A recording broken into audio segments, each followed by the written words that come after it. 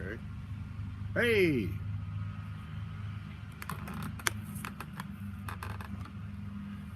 Trying to get this thing shut up halfway decent here. I ain't been out here for a couple weeks, so I kind of forget things. Oh, damn it. I just dropped something. Does that look alright? Hi, John.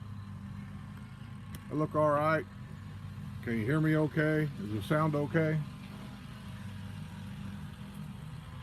That's the one thing about these is they don't have a sound bar or nothing on here to be able to tell how we look or anything. I'm going to get my phone set up here so I can answer questions if I have any. It looks and sounds great. Great, John, thanks.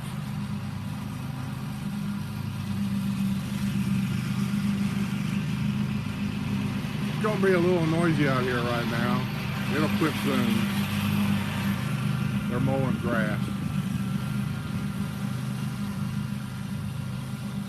Hi, G. I could turn this around so you can see, but there's really not much to see. Just a guy. Hey, Meadow. Sitting on those zero turning radius mowers. That's what almost everybody uses around here. There is a company that push mows. I should say push mow. They don't push. It's a walk behind mower. And they actually, I think they do a better job, especially if you have a small yard. They do a better job because in a small yard, some of these big mowers they use, the zero radiuses, they don't fit in some areas very well, like in between houses, where the walk behind mowers do a better job for that. My yard isn't big, it isn't small. I'm okay though with the big mowers. But it can't be too big. In other words, if a guy's got a 6-foot mower deck, he's not going to be able to use it in my yard. I don't know how big that one is over there. On the back of it, it says Big Dog. I guess that's the brand name.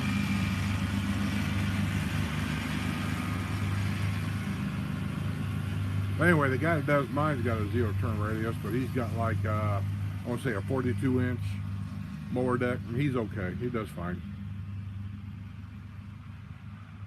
Cindy G says, hey. Hey back.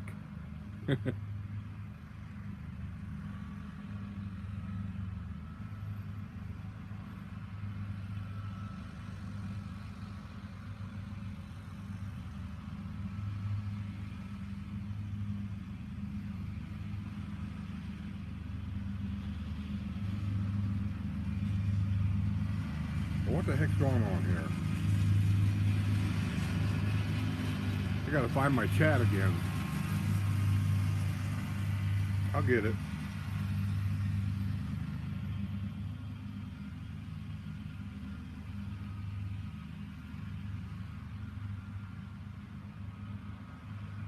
There it is. I got it back. It's hard to tell sometimes. Can you see it? I have to go with the chat here, because the chat that comes up here doesn't last very long. Who's this in the front of my house?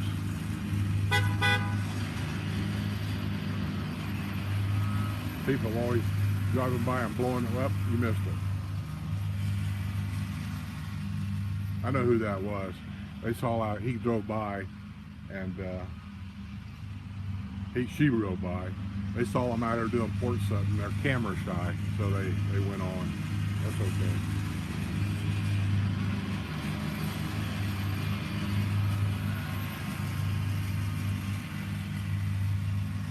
How's everybody doing? How's the weather where you're at? Here it's hot. I got the shade thing out, so it's better here. But today it's hot because we have like, well, I'm looking across the street. I was going to say we got like no breeze, but I do see a little bit of a breeze out there. I just don't feel it here where I'm at. So I feel like a turkey just kind of sitting in the oven, roasting away.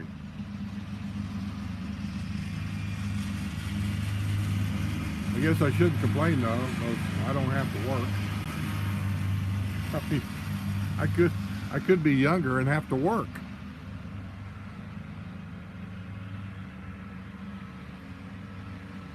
Tammy Ferguson says, "Hey, how you doing, Tammy? Will you be traveling anytime soon?" Well, actually, we're kind of debating on that. Usually about this time of year, we go up to Indiana to see our kids and grandkids. Well, not very many of them there, actually. I got one kid in Indiana, and I have one grandchild, actually in Indiana. Actually, I got two. But one's older, she has her own children and things.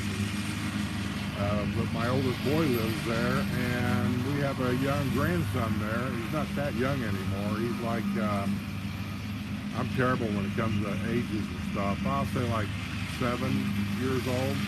He calls me once in a while on his phone, or her phone. He says he wants to come down and visit. And I said, well, you know, I got no problem with that, but I don't know how to get him down here. Because I don't want to make 4 trips to go all the way up there and get him, come all the way back down here for a week, and then turn around and go all the way back up there. I don't want to do that. So I called about getting a plane ticket and just having him flown down here, and we'll pick him up. I'll do that. But most airlines won't do that anymore. There has to be an adult with every child that's under a certain age, and they don't do it anymore. I know years ago they did. The stewardess usually let him know that he's going to be traveling alone, and they would put him in an area where they called it stewardesses back then, and they would sit with them, and they would keep an eye on them, and then when they got off the plane, the stewardess went with them off the plane to an area where you would meet them to pick the child up. They would not let the child go until you were there to pick them up. And then I suppose if something would happen where your car would break down, then they would have the child have an area for the child to sit and wait for you until you got there. But nowadays they don't do that anymore. I kind of understand why. You know, there's so many perverts out there. You can't do that, and they don't want to be responsible for it, so on and so forth. Augusta, Maine, having tons of fun. I bet you are. Your weather up there right now should be about perfect. And down here, it depends on if you're a Floridian or not. To me, the weather's fine. I got no problem. But to somebody coming down to visit, like going to Disney World, I can't see going to Disney World on a day like today. You know, if you're in your 20s, maybe you could go get by, 30s or whatever. But if you're older, to go, the idea, I was watching some video yesterday. I see what's going on down at Disney World. I couldn't believe it. Some of them newer rides they got down there, it's like 3-hour waits and 4-hour waits in a line. Or you could purchase more money, what they call a lightning pass or a lightning round or something like that. And even those had 30, 35, and sometimes 40-minute waits. I'm sorry. There's nothing in my life. I won't even hardly wait in line for an hour to go to a good restaurant. I will go to another one somewhere else. I don't understand how we got in that predicament nowadays, where the idea of going anywhere anymore and waiting in line just seems to be the normal way of life. You know, you go to Walmart, you stand in line. You expect to stand in line to give your money away. I never understood that.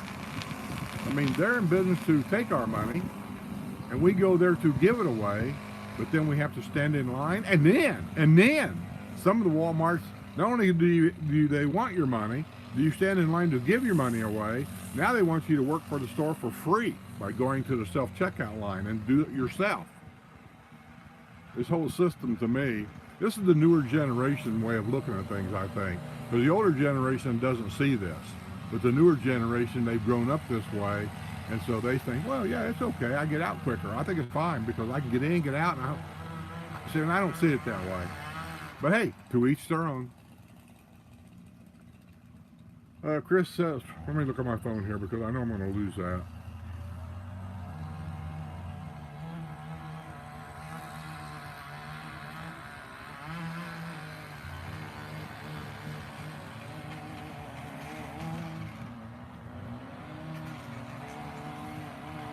Tammy says it's hot in Johnson City. It's 90 in Michigan already?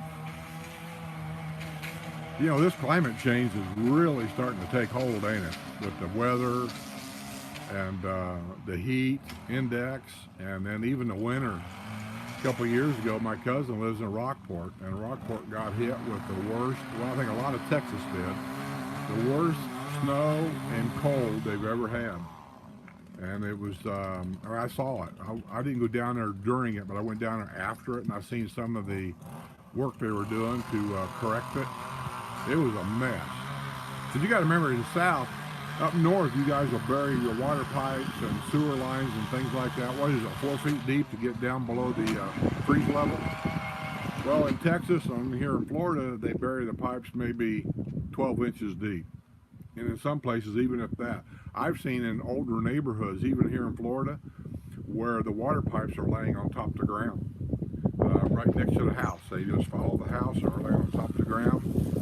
I could take it to older neighborhoods here where the water softener, water conditioner is sitting outside on a concrete pad. So when something freaky like that comes along, everything's vulnerable.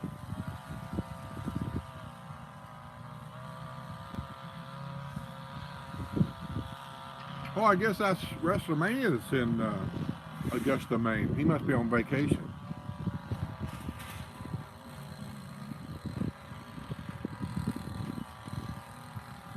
Says, hi, Skip, from Anthony and Susan. Hi, how are you?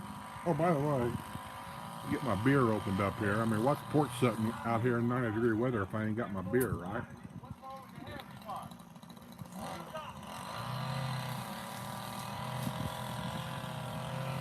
Somebody's going to ask.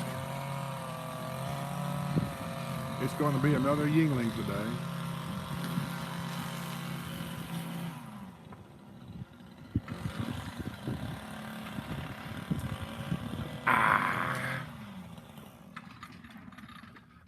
How many have I got on here right now? 65 people. I'm going to wait till we get to 100. Surely we'll get to 100. And I got an announcement to make.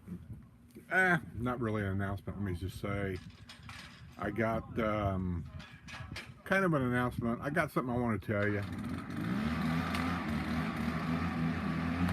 I wish these guys would get done blowing this grass around.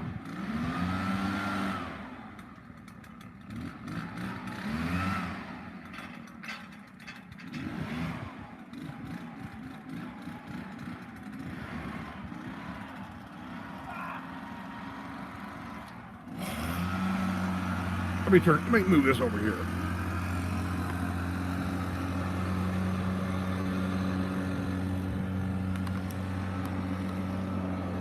That way you can see what I'm seeing. This is typical of what they do here when they mow grass.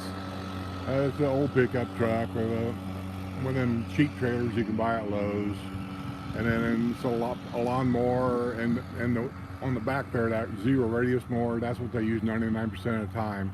They always have a I'll call it a push mower, but a walk behind mower sometimes, because on the smaller homes, getting between the houses, that big one won't go in between the houses.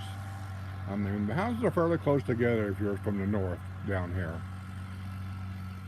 But yeah, they just come around like that and they load up, they mow the grass, and the rule is, and I mean, in every district I've ever been in, the district rule is, you got to keep the grass mowed, and then you have to keep it the edge, the driveway, and the front of the house, and all around the house that's visible from the street, I'll say, edged. That little metal thing. If you're looking at, well, you can't see that driveway, can you? Let me see. Yeah. If you look in the driveway right here, see the grass on the edge? They have to edge it, and then they got to blow. I mean, that's just the district rules. So whenever you hire somebody to come to your house to mow and whatever, that's the three things you get: mow, edge, blow, and that's the price. And you can't have it on the street either. If he mows grass in the street, it's got to be blowed off the street.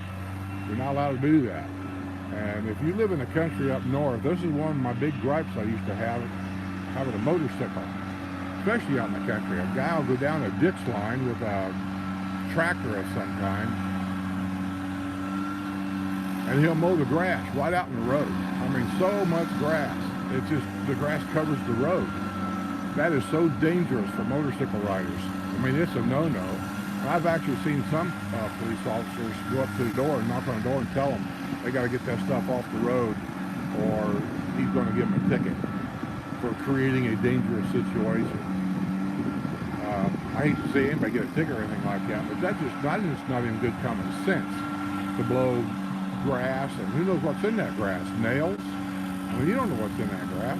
He blows it out on the road for cars to drive over. Well, here you can't do that. You can't have grass in the street. All it would take is one complaint, and that's what starts everything, is a complaint that there's grass all over the street. And it's very possible they could go and they'll give this one, whoever's mowing the grass, a warning.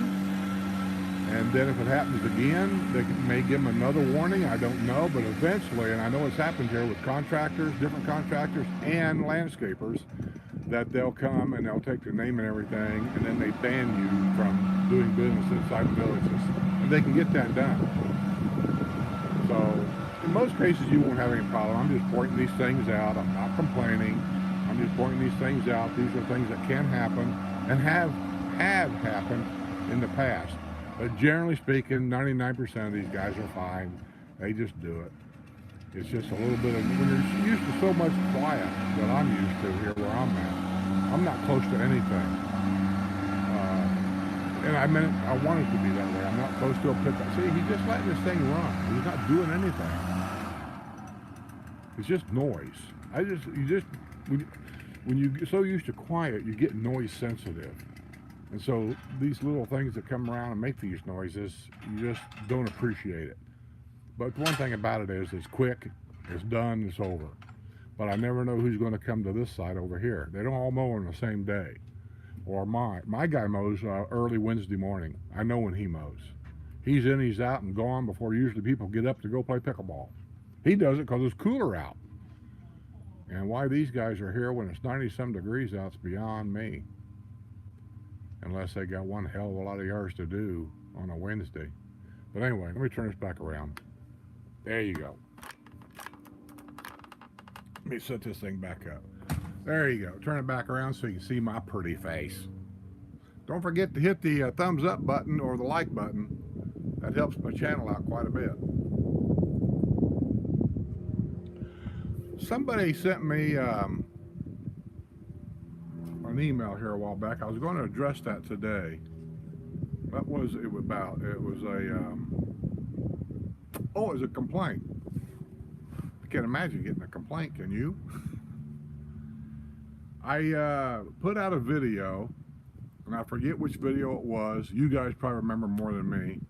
You got to remember, I put out sometimes 4 different videos in a day. One for my YouTube members, one for my Patreon members, one for my YouTube The Villages channel, and one for my RV channel. Now, not necessarily 4 every day, but every now and then it can be 4 in one day. And the reason why I have to cut them differently is because my YouTube members are promised to get videos commercial free. So is my Patreon members. They're also promised to get videos sometimes early. In other words, they'll see a video earlier than they'll see it on YouTube. But they all get exclusive videos too, where they're never on YouTube. It's only on those channels. And remember, I've told you before, this is a business for me. I mean, I have a company name, Skip Smith Productions. My cameras are tax deductible. Things that I do is for income. That's what I do. And if anybody thinks that any other YouTuber around here is doing this stuff for free, out of the goodness of their heart, you're sadly mistaken. Everybody's doing it for extra cash. I think I'm the only one that actually admits that. We also want to help people. That's how we actually got started, by letting people know about things that we knew that maybe they didn't know. And we still do that to this day. But the channel has grown. to the point where I have to look for other things to do because everybody else has copied everything that I've already done. So I'm looking for different things to do for a lot of other reasons. Well, on this last, I don't remember which video it was, I started telling a story about my dad with Alzheimer's and a vacuum sweeper salesperson sold him a vacuum for like $10,000. And in Indiana, there's laws against that. And I stopped short of ending that story, saying that I was going to tell that whole story on Patreon, which I haven't done yet, but I'm going to. And the guy sent me an email saying he didn't appreciate that because he said, I'm only a YouTube member, and he says, I can't afford to pay anything more than that. And that's fine. I'm not complaining about the price of what people can afford to pay. I got prices all over the place for anybody. YouTube's 99 cents. The cheapest I think Patreon is $2. The most I have on Patreon is 25. I don't expect everybody to pay 25 at all. But I did go all the way down to 99 cents. Now I figure 99 cents, who can't afford 99 cents? I mean that's not like a difference of buying a new car or not. I mean, it's less than a cup of coffee. So, but that's the best I can do. YouTube won't even allow me to go any cheaper than that. I can't do a 50 cent. It won't allow me to do that. So, listen, it's as a business. All I'm trying to do is I'm trying to build up my memberships, because that's really where the bulk of my income comes from. YouTube doesn't pay diddly squat, but they do pay a little. But they take 30% of everything that you make. So I'm starting to build up my Patreon members because it's a lot better. And building up my YouTube members is okay, but once again, they get 30%. So you pay $1, I get 70 cents. And the truth of it is, the way YouTube is set up, I don't even know if I'm getting all that money. All I know is when they send you your money, here it is, and it doesn't tell you anything, how much from this or that. And I can go to my analytics and look, but I gotta tell you, sometimes I see differences that just don't make sense to me. But there's nothing you can really do about it except send them a message saying, hey, I don't think this is right, but then they never get back to you. Or they'll say, well, we checked and everything looks okay. So anyway, but I do know on Patreon, I know exactly what I got coming and when I'm going to get it. That's why I kind of push that. And I don't say you have to go join. I'm not saying at all. I'm just explaining to this guy, only reason I think I'm doing is I'm trying to get people more to move that direction for me. Now, he doesn't like that. Well, that's okay. Then you must write a lot of letters to CBS, and you must also write a lot of letters to NBC, and you must also write a lot of letters to HBO, because HBO advertises on all them channels, advertising this great thing that's going on HBO, but unless you're a member of HBO, you can't watch it. So do you write them a letter saying, hey, I didn't appreciate this because I don't have HBO, because I can't afford it? I'm doing the same thing. There's no difference here. So always remember that. This is a business. I'll be your friend. I'll give you information. I will talk to you. I offer a lot of free stuff that nobody else around here does. We mail it to you free. We'll give it to you free. We do all kinds of stuff. We make phone calls to people and talk to them. We have FaceTime with people to talk to them and help them out. We do all kinds of stuff. Speaking of that, I'm going to give something away here in a little bit. So, I can take a little bit of darts being thrown at me, but geez, cut me some slack here. I mean, I got a small little pension, and things here are going up like everybody else. I'm not saying that I'm any different than anybody else. I'm just doing what I do. I mean, I got a choice of going out and getting a part-time job somewhere, which I could do, or try to build this up. And this is what I've chosen to do, is trying to build this up. Keeping in mind, I've got some new equipment coming to hopefully make the video quality of my Wednesday night live stuff better than what it is. I got some audio stuff coming to hopefully make my audio on Wednesday night live and on some of my videos better. So all this stuff costs money. Most of it costs a lot more money than I make from YouTube. But it's a business. I get to write it off, yeah, but not everything. Sometimes they want you to depreciate stuff, and I'm not getting into that. That's just too, because you never know. Tomorrow, I'm liable to get fed up with this whole thing and just say I'm not doing it anymore because I know how I am. I am sporadic about stuff. I don't see me doing that because I enjoy doing this. I enjoy meeting all you guys, and hundred, we've met hundreds and hundreds of you guys on meet and greets that come down here. Hey, old neighbors, they've been here. They moved in, I think, about, I want to say 2 or 3 months after we bought our house. They were still building the big houses back here. I think he ended up buying one of the big houses back here. Anyway, I'm tired of rambling. Sorry about that. I have a tendency to ramble.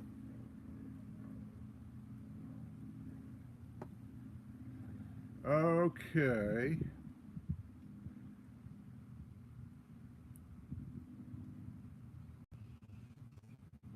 Well, we haven't anytime soon, Meadow Ash. I'll get back to that. Yeah, we've been talking about it. You're going to go in Indiana this time of year. I don't know. And if I do, the odds are I've been doing some little mathematical figures. Take the motorhome up there and leave the car here, or take the car and rent hotel rooms.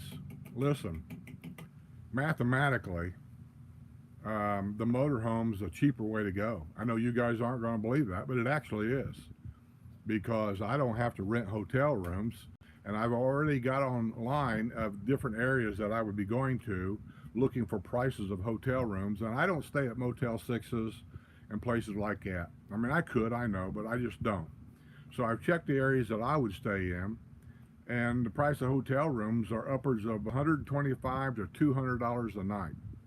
So when you figure if I'm going to be gone, let's say for 2 weeks, add that up. Now, I'm not going to be staying 2 weeks in a hotel, because if I go to Indianapolis, we got a very good friend and we can stay at her place for free. I take her out to dinner, for a couple of days. So there's a couple of days I won't have to do that. And after that, not really. We pretty much will have to rent hotel rooms, I think, everywhere we go. And on the way up there, because I don't drive from here to Indiana straight through anymore. I pretty much stop and get a hotel room along the way. So let's say there's 12 days times, I don't know, say $100. There's 1,200, not including food that you got to buy and all this and that. Where the motorhome, most of the food is in the camper. We buy it at Walmart or whatever here, and we pack it full and we go. We will eat out once in a while, don't get me wrong, we will. But hotel rooms we don't have to pay for.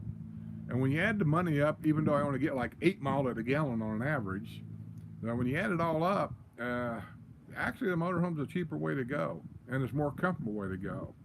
I just don't know if I'm going to do that. So we're on the fence about going anywhere right now. Right now, Sue's took the new car. Let you guys know, she took the new car on the longest trip we've ever taken. This new car, since we got the new car, she actually went to Mount Dora to go over at Deb's house, and they already sent me a video. I don't even know if I can let you guys see it. Hold on a minute. Let me see if I can do this. This is wonky because I'm outside here on the iPad. It's isn't like I'm in there on the computer. Let me see if I can show it to you real quick. You may hear it, you may not. I don't know. Let me turn this up. Hopefully you don't get feedback and all that. So,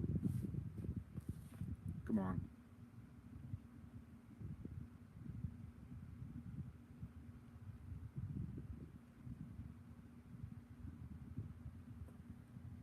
Wait a minute. I bet he misses me. Yes, I bet he misses me. yes, I There's know he nobody does. to keep him in line. Yes, I know he does. Okay. Just say hi, Skipper. Hello, Skipper. This is your long-lost nemesis. Not really lost, because Aloma found me. There you go. There's a little bit more on there, but nothing important. So she's over there. I told her, I said, get some video of that retirement place there if you can, because I've had a lot of people ask about it. Where Deb moved, they say, whoops, where am I at here? Sorry for the big face. They say they're interested in that community over there and like to know more about it. So I don't know what Sue's going to record. I depend on her to do it. Sometimes the stuff she records is okay for me to edit. Other times I have to trash it all. She does it with her phone. I don't like phone recordings all that well. The audio on phones, most of them, unless you're in a very quiet place, is awful, especially if you're outside and there's a little bit of wind. You guys have heard it. We've done it on my channel too, and you can see the difference and hear the difference. It's just not good. And generally the video is kind of shaky because the phone don't have very good stabilization in them. That's shaky. Unless you're standing somewhere where you can actually hold the phone like this, very still. And then when you video something, you got to go very, very slow. This is a little photo demonstration for you guys wanting to do a YouTube channel. Just go very slow. And the slower you go, the better. You don't want to do this and this kind of thing. And you see this all the time. Don't do that. And Sue has a tendency to do that. Or she'll hold the phone, I can't do it, but she'll hold the phone like down here, videoing up. You don't want to do that either. If anything, you want to hold it, where am I at? You want to hold it at eye level, like that, or hold it up, pointing down at you. That's the proper angle to do this. Just saying.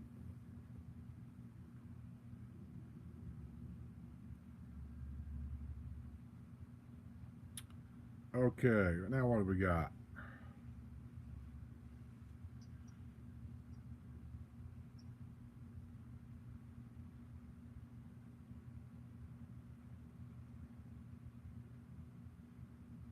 J Biz says, yeah, well, it's 89, feels like 96, is horrid. My dog walks and pees and runs back inside. He said, hell no. Sometimes animals have got more common sense than we do.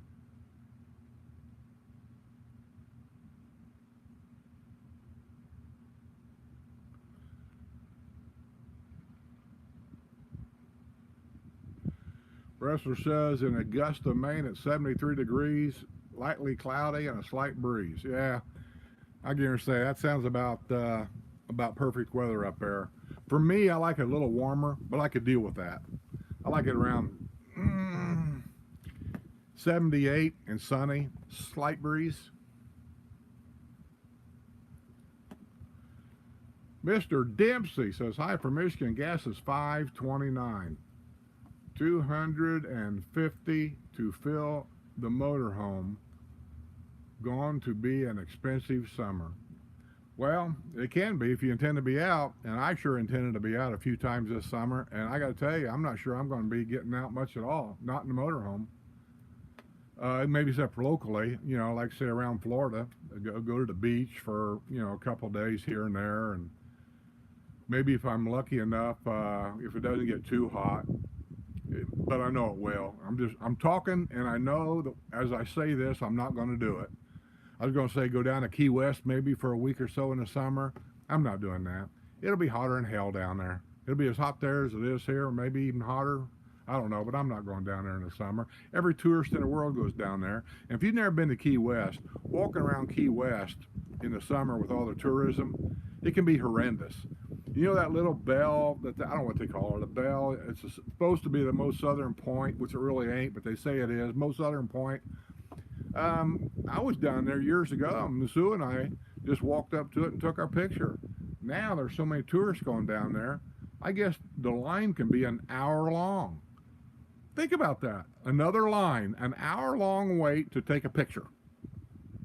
Same thing in Vegas, where the big Vegas sign is. There's a line now for people to go out there and take their picture.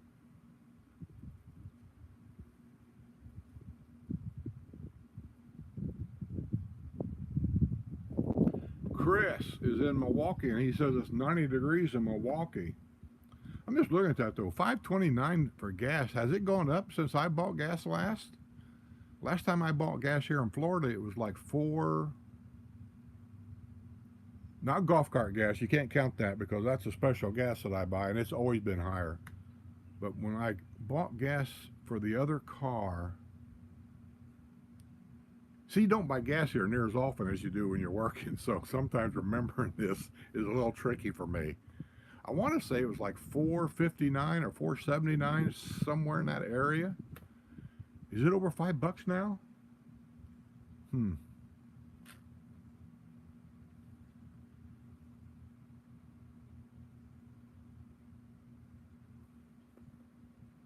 See you, wrestler. Enjoy your food.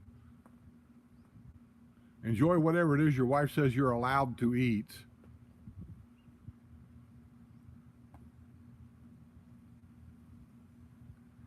Rick and Shannon says, hi, Skip. We are visiting the villages and having a great time. Good. You will have a great time. It's a great place to live. It's a beautiful community. And the one thing you'll notice being a visitor is how clean everything is. You don't see trash in the streets. And when you do, it's usually a visitor coming through, and they don't pay no attention to what they're doing. Or it's a contractor that had something in the back of his pickup, and it blew out, because sometimes that happens. But all in all, things around here are just clean. Just clean. And that's the one thing that I really appreciate, is that, the cleanliness of all the streets. And when you go to some other cities, and I'm not comparing this retirement community to a city, but most people that move here do come from cities somewhere. And in Indianapolis, basically Indianapolis is a clean city. It truly is. I've been downtown, walked around, it's safe, but there's areas that you want to be aware of, like any other big city. And those areas that you want to be aware of, those are the ones that are trashy. You'll see trash in the front yard. You'll see an old car sitting in a driveway with the hood up and parts laying next to a house and things like that. You don't see that here, and you won't see it here.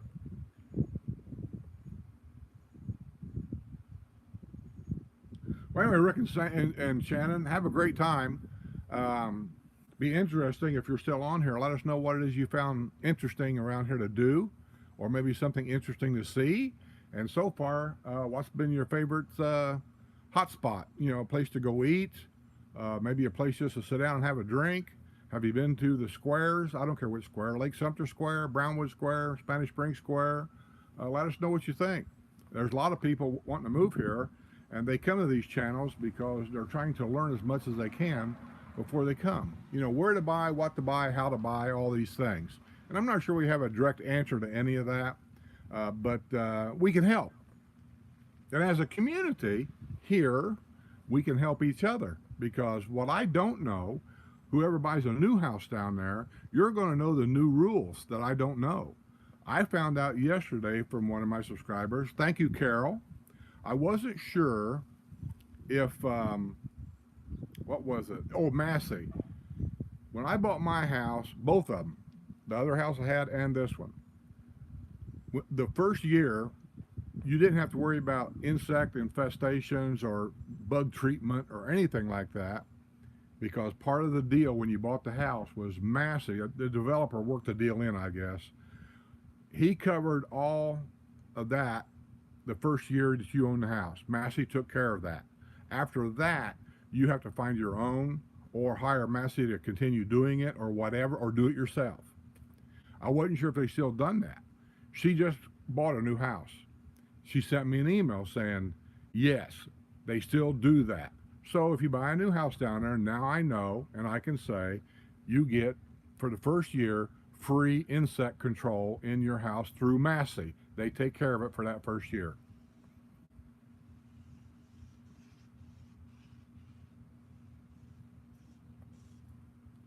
WrestleMania says, everyone please remember to click the thumbs up button and subscribe. Didn't I already tell them, Matt?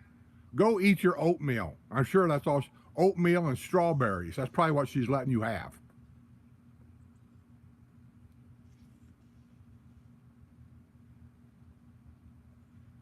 Gunther says, you can't drink all day if you don't start now. I never thought about it that way.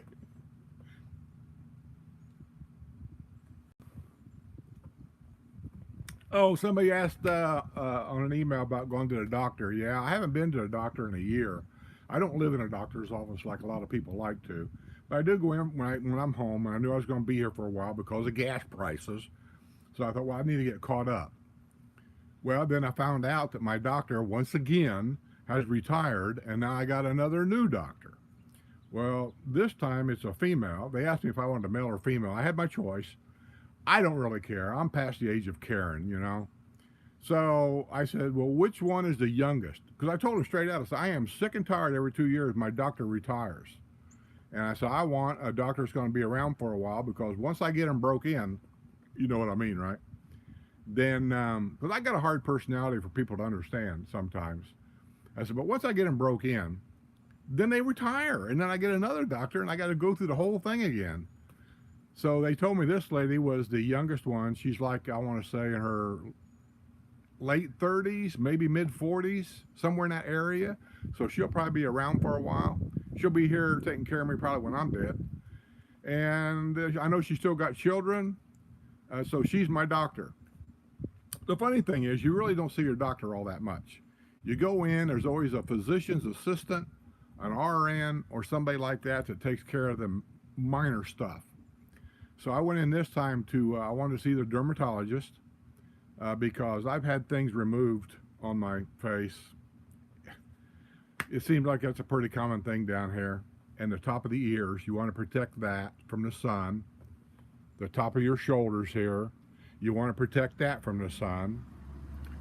And the nose area, you want to protect this from the sun. This is one of the reasons why I got in the habit of wearing a hat all the time. It shades basically this area up and the top of my head. When you start losing hair, which I have, I'm not ashamed of it, up here and stuff, this is what you got to watch. And I've had things removed up here. I've had things removed on my shoulders. Over here was one and over here was another. This is when I first moved down here and I learned about all this.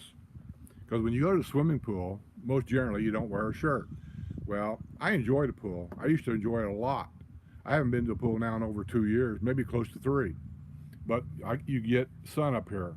Another place, which is hard for people maybe to think about, is the top of your foot.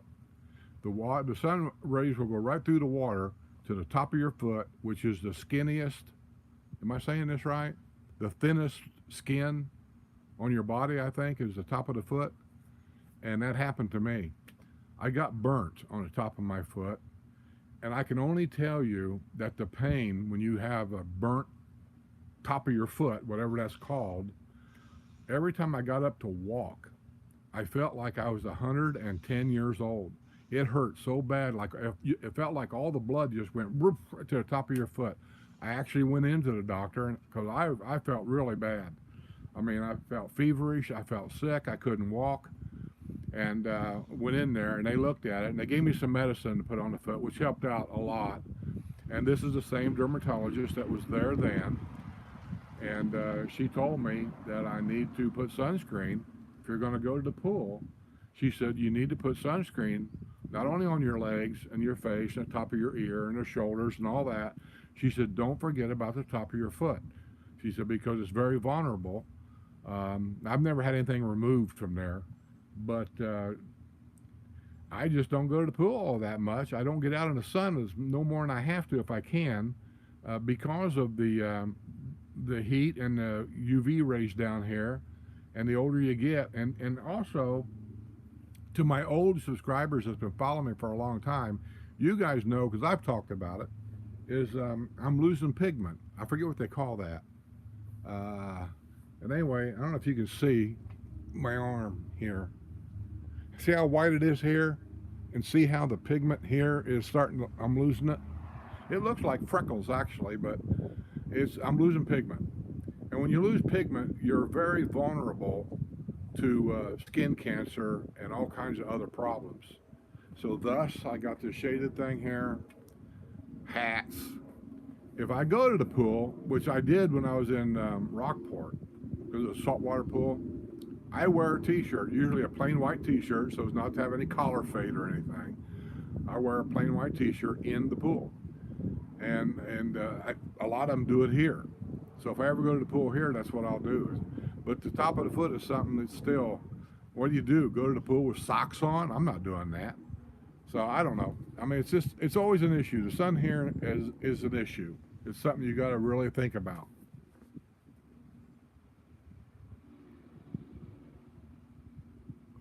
I'm watching people out here making U-turns in the street.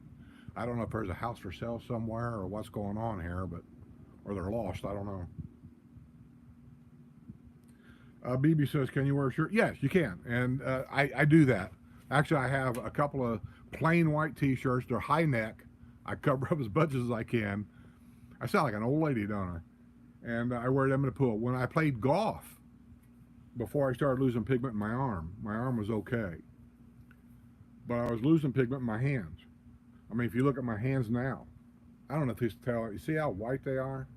Everything is white. Even when you press on it, you don't see any blood dispersing at all.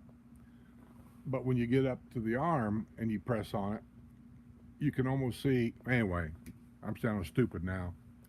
But I wore 2 golf gloves, one on each hand. And a lot of people would ask me about that. And I always said, well, I get a better grip. I feel better doing it, blah, blah, blah. Well, it was because I didn't have any pigments in my hand. And I wanted to keep it out of the sun. Because we played golf 5, sometimes 7 days a week. And we'd play out in the midday sun. We didn't care. Just having a good time. Well, life happens.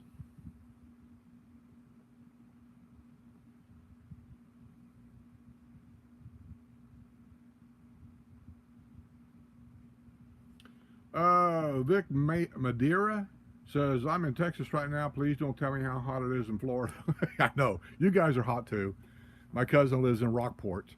And so he sends me Facebook messages all the time from Aransas Path, Aransas Beach, whatever. He goes out there almost every day. He's always sending me pictures of them sitting out on the beach and all this and that. And they got their umbrella out there and stuff. And he always tell me, "Yeah, it's not so bad today. Today's only 92. Yesterday was 96." You know, so I know you guys are as hot as we are.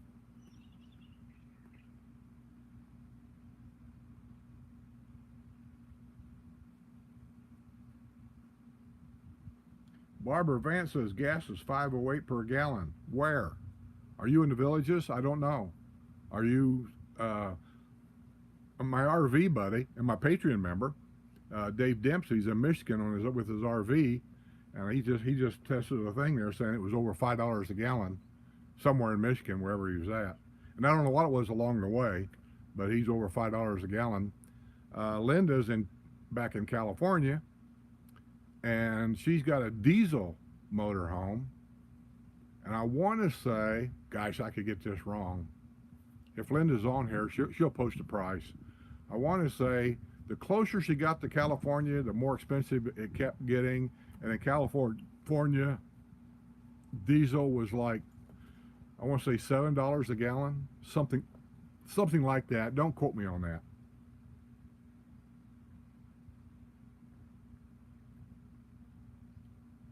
Lily's Graham says, "Hope Deb is doing well." She's fine. I'm sure she's fine. She just had that health scare. And I think when something like that happens, you just get to thinking, what if next time it doesn't turn out as well as it did this time. And when she was in the hospital, I think she got transferred to like 3 different hospitals before they finally got her to Orlando to a good hospital. I think that was concern of hers for what happened to her. See, just because you have a hospital here, let me tell you what I know. Just because you have a hospital here doesn't mean if something happens to you that this hospital has the proper doctors and the proper equipment to take care of you properly. Did I say that correct? I'm telling you. You have an accident around here, there's a 90% chance you're not going to go to the village's hospital. You're going to go to the hospital in Ocala, which I'm sorry, I forget the name of it. And they also have an ER here for that hospital in Ocala. When Sue had to have her knee operated on, that's where she had to have a go. She had to go to that hospital in Ocala, not here. And our neighbor over here, when she had knee replacement surgery, 2 neighbors had to have knee replacement surgery. They went down to Orlando to get that done, not here. So these are things around here that you need to know. I'm in the village's health system, and it's got its problems. Like one is, every doctor, I think, in the village's health system is 70 years old. So after you get a doctor and you're in that system for a year, you find out you got to get another new doctor because that doctor retired. And after a while, you kind of get tired of that. So anyway, it's not a perfect system, but for me, it's working well right now. That's not to say that later on I may have to make a change. And if I do, I've got a good friend that knows more about the Florida health system and insurance and stuff than I would ever know. His name is Craig Morrison, and he's advertising on my videos now. I put him in there once in a while. But he knows more about this stuff than I know. So if I have to make a change, guarantee you, I'll be calling Craig to come to the house, to sit in here at the table, and we'll go through some options to see what I need to do. But right now, I don't have to do anything.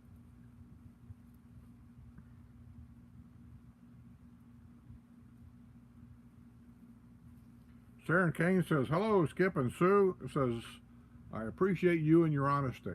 And that's really all I'm doing, Sharon, is I just give people my honest answer. But I got to tell you, there are literally thousands of people out there that apparently they don't know how to take honest answers. And they just think you're being rude. I don't know how I'm being rude. I'm in the dark on some of that stuff. I am not one of them YouTube channels that's going to come on here all the time feeding you a line of BS just to get you to subscribe to my channel. I'm not going to come on here carrying a dog and say, hey, look at my little doggy. You like my little doggy? Because that's what they call clickbait. And people do that all the time to get you to click. I'm not going to do that. I could. Well, I can't. I don't have a dog. And the last dog I had, to be funny about it, she didn't like me. She liked Sue, but she didn't like me. And that was Katie. Everybody loved Katie. And she was a great, well, I won't say great. She was the cutest little dog you'd ever want to say. But she just didn't like me, so I never pushed it. I tried to get along with her, I don't know how many times, and she just decided that I just was not her cup of tea. And so that's just the way it was, and I accepted her for what she was, and that's it. But I never brought her on the show stuff like a lot of people do. I'll tell you another one. I'll tell you one that does that. I know half of you aren't RV fanatics. Well, I am. I love it. I love RVing. There's an RV channel called Nomadic Fanatic. Great channel. He shows you a lot of stuff, how to fix an RV, how to work on an RV, different RV parks to go to. I'm trying to emulate that a little bit my way. So far, the RV channel is not growing very well at all. So there's a good chance that I might even just stop doing the RV channel because it's just not growing. But anyway, he found out, and I'm not going to tell you how I know this, but I do know this. He, when he had another cat called Jax, J-A-X, and one day, I don't know what he was doing. He was walking and he took his GoPro camera on a big long stick and he just kind of took a picture of his cat walking on a leash. And he didn't mean anything by it. It's what they call B-roll. It was just B-roll to put in his videos. Well, he found out that the click on his videos grew something like by 35% because of that one shot of his cat. And then after that, he started putting that cat in every video, and subscribership started growing because of that cat. Well, the cat died, and now he's got two cats, different cats. Opie and Tara, I think is the name of the cats. And in every video, watch, somewhere in that video, he will have those cats. And it's because those cats, his subscriberships has grown significantly, which shows you people will watch your videos sometimes for what I say is for the dumbest stuff. People are watching his videos not because of him being an RVer, not because of his information. They're watching the videos to see the cats. What can I say? It works. I just don't do that.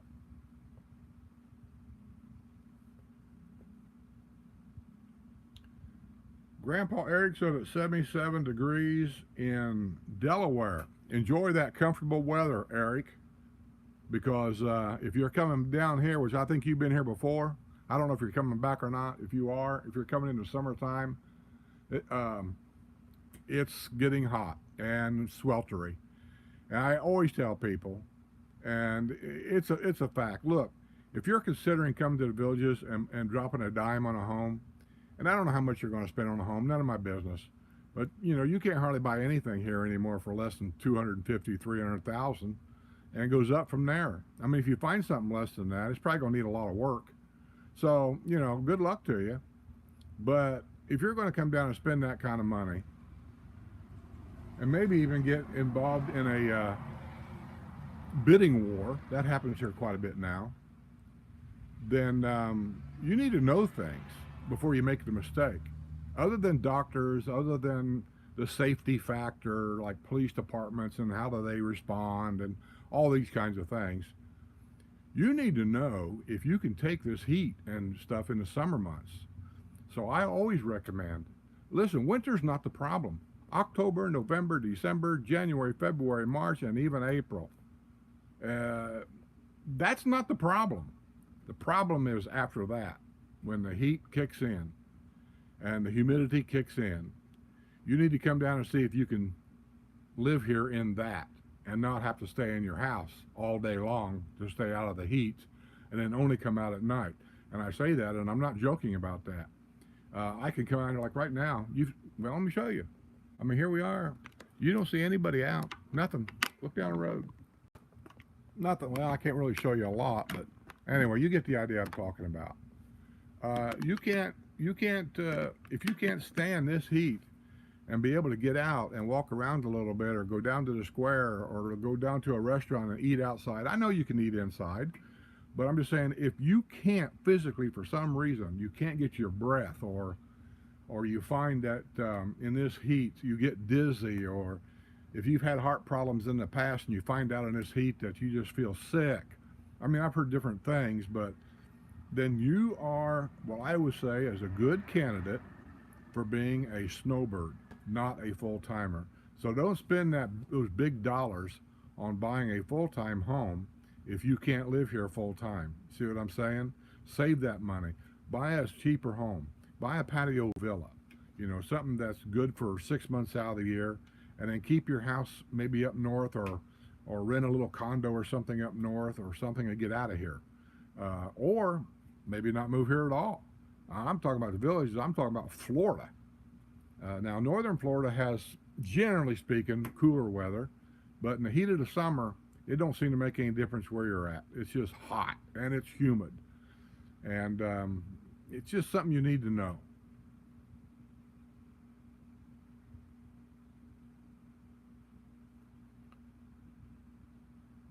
I can't hardly see the small print.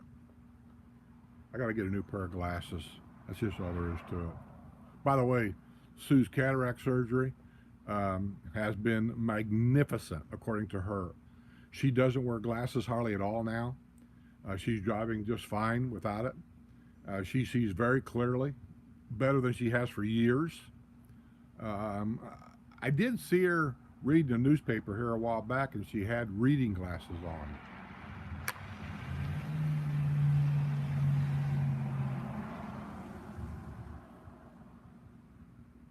She had reading glasses on.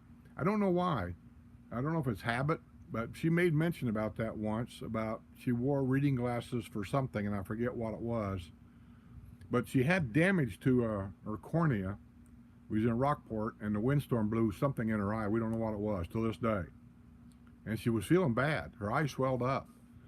Took her to emergency room down there. They washed her eye out and told her that when she got back there, she needed to go to an eye doctor. So, and her eye cleared up while she was down there. I mean, the swelling went down. She had medicine. We get back here, come to find out there was a big scratch or something on her lens. And so when they done this cataract, nobody said that. She went through stem cell treatment, and she said that helped a little bit, but not everything. So she did the cataract surgery. He put a new lens in or something. I'm not big on knowing all this. And so it took a while for it to heal. So, you know, she healed, and now she says that it's gone. Everything looks perfectly normal again.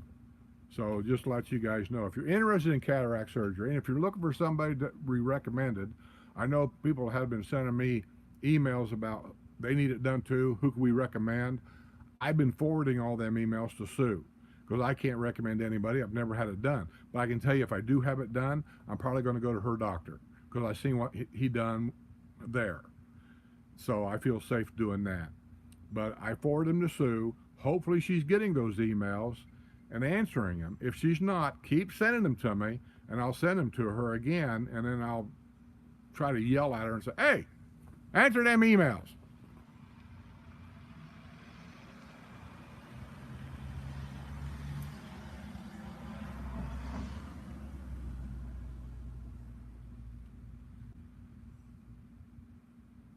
Lily Graham says, I'm sitting in my air-conditioned lanai. Well, you know, Lily, I talked to Linda. She had, she's going to have she's having the sliding doors put in her lanai. And then after that, she's having air conditioning put out there in her lanai also. But she can't do that till after she has the doors put in, or she's not going to. And right now, I think she told me that they couldn't even enclose her lanai now until something like September. That's how backed up they are. Materials, everything. So it's just a wait game. But that's the next big investment I'm going to make in my house, I think. We've done a lot. I still got some things I'd like to do, but most of these things are like $2,000 and $3,000 things. That's not a big investment. It takes me a little time to save that money to do it, but it's not a big investment. Our next big investment, I think, is going to be air conditioning in our lanai, and I don't know what kind to get. Me personally, I know Linda doesn't like it. I kind of like the mini split because of the remote control box, and you can change the settings on everything. And I kind of like that. She doesn't like it. She got the one that installs in the ceiling, and my neighbor's got one of those also. They look great. Nothing against them at all. But I'm still thinking the mini split might be for me. I could change my mind here. And I also know that in order to get insulation blown above my lanai to insulate that and get the mini split put in at Mann's, M-A-N-N, Mann's plumbing or heating and air, whatever. Anyway, they're the ones that installed the air conditioning stuff in my house. They come out and looked at everything, and I think they told me, and I'm going back a year ago, maybe 2 years ago, they told me this. The prices could be higher now. It was like $6,000 to get that put in. I'd like to get that put in, but before I do, we gotta see what the price is going to be first. Barbara Vance says Cincinnati 95 feels like 109, humid and horrible. I got to tell you, this is really shocking at this time of year for it to be that hot up there. Warm, yes. Hot, no. Climate change, I don't know. Something weird, I don't know. But it's concerning, I think.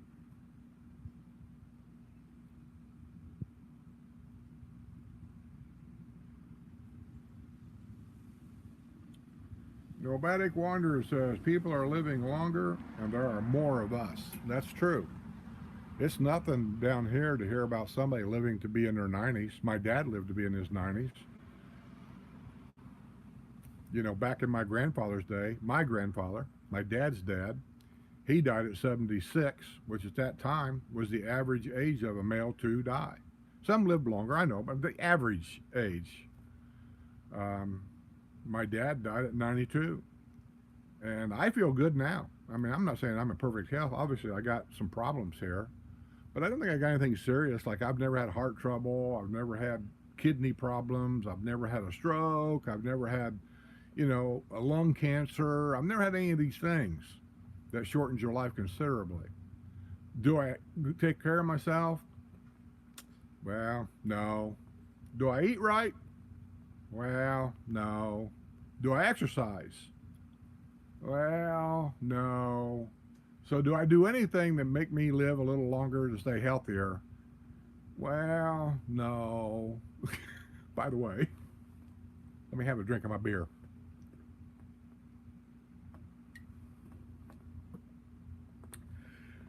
And Sue's on me all the time about that, about eating right and stuff. She plays with my food all the time, which just irritates the hell out of me. She'll bring me something in there to eat, Like, I like stir fry. It's simple, it's easy, and I like it. Now, I know stir fry has egg in it. Supposedly, they say the yolk is very high in cholesterol, which I do have a cholesterol problem. Well, everything that I'm actually Googling on that doesn't say that. When I asked my doctor about it, he says, yeah, he says it does have higher cholesterol count than the average amount of food of that size. He said, but if you're not eating it, every day or 3 times a day, he said, if you have it once in a while, he said, you're okay. I don't have eggs all the time. I haven't had an egg breakfast, I'll bet you, in 3 months. I'm not an egg fanatic, but every now and then, for something simple to eat for lunch, I do like an egg sandwich. The way I like my egg sandwich: regular white bread, hard egg. You know what that means, right? You break the yolk and cook it. Mayonnaise on the bread, and a slice of tomato. Salt, pepper, easy peasy. I like it. So I don't eat it that much. And he also told me that if you take the yolk and you cook it, it has I forget how much, but it had less cholesterol count cooked than if you had an egg, what I call a dippy egg. My grandchildren, we always call it a dippy egg because of the girls. And the higher cholesterol count was in a dippy egg. I know. Let the comments begin. He's starting to talk like a 3-year-old.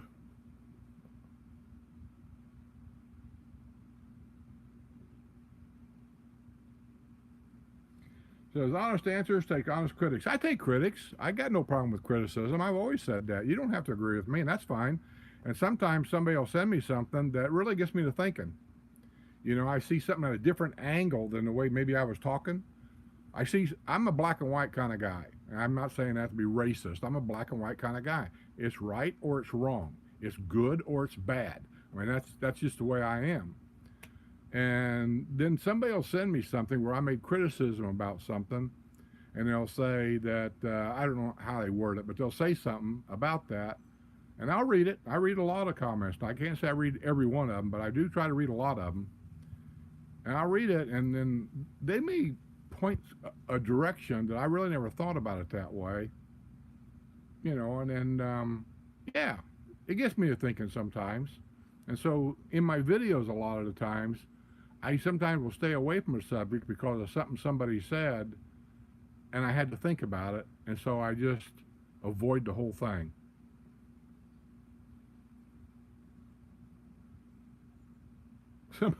Somebody also sent me an email. I don't know who it was. I don't even know why. They sent me an email saying, do you use Amazon or do you buy from Amazon? Something like that. I just sent them a simple statement back saying, a lot. And I do. I buy a lot from Amazon when I need stuff. I mean, how can you not? Look at that beautiful bird. I don't even know what that is. It looks like a seagull. We very seldom ever get seagulls around here. I mean, very seldom, because we're too far away from the shore. But that's what that looked like. Wow. What a gorgeous bird when it's flying. But, yeah, there it is again. Man, if it gets closer, I'll turn this around where you can see it.